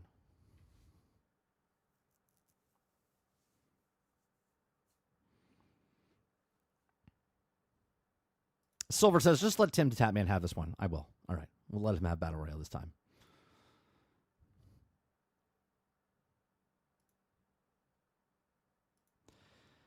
So, all right.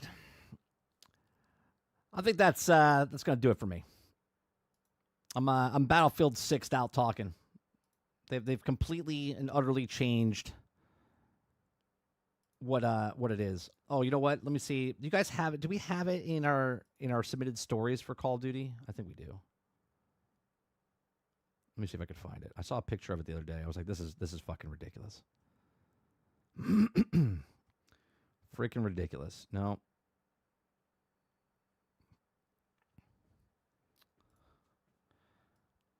Is it called COD latest skins?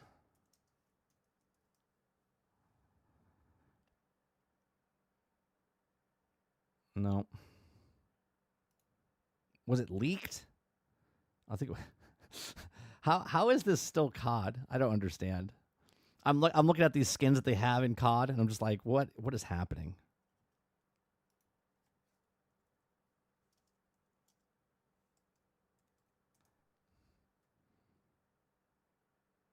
So ugly. I just find it funny that people buy first person people buy first person skins. They don't see themselves except in the menu system. Just absolutely ridiculous.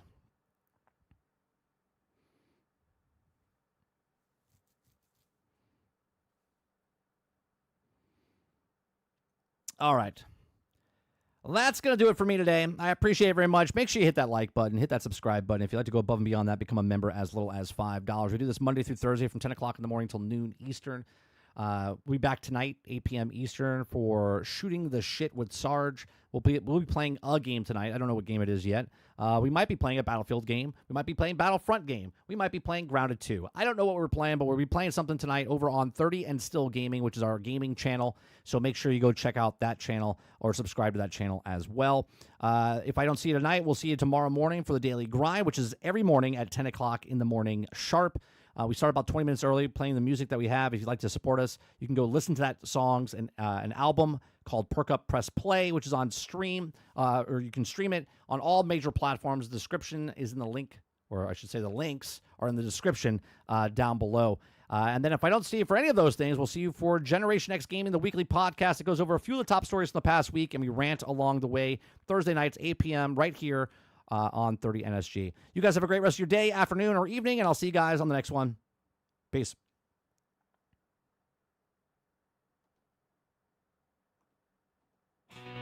2, 3, 4. Dum dum dum dum dum dum. Dum dum dum dum dum dum.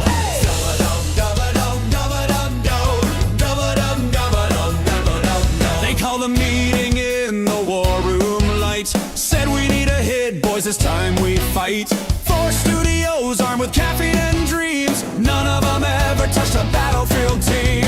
They're stacking decks with divs brand new. Don't know the lore, but they sure can crunch through. Said forget the past, we're breaking free. Then looked at QD like a shopping spree. All hands on deck for Battlefield 6. Throw out the maps, we're taking some risks. Squads are gone and the chaos is thick. Now it's Battle Royale with a corporate twist. Gotta chase that dream, 100 million clicks. All hands on deck for Battlefield 6.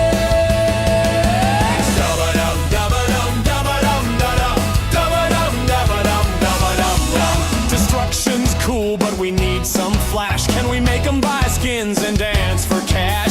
We'll copy Warzone and hope it sticks. Call it innovative, slap on some tricks. No campaign plan, just a live service grind. Loot till you drop, leave balance behind. Say goodbye to jets and that squad revive. Just loadouts and gulags to keep it alive.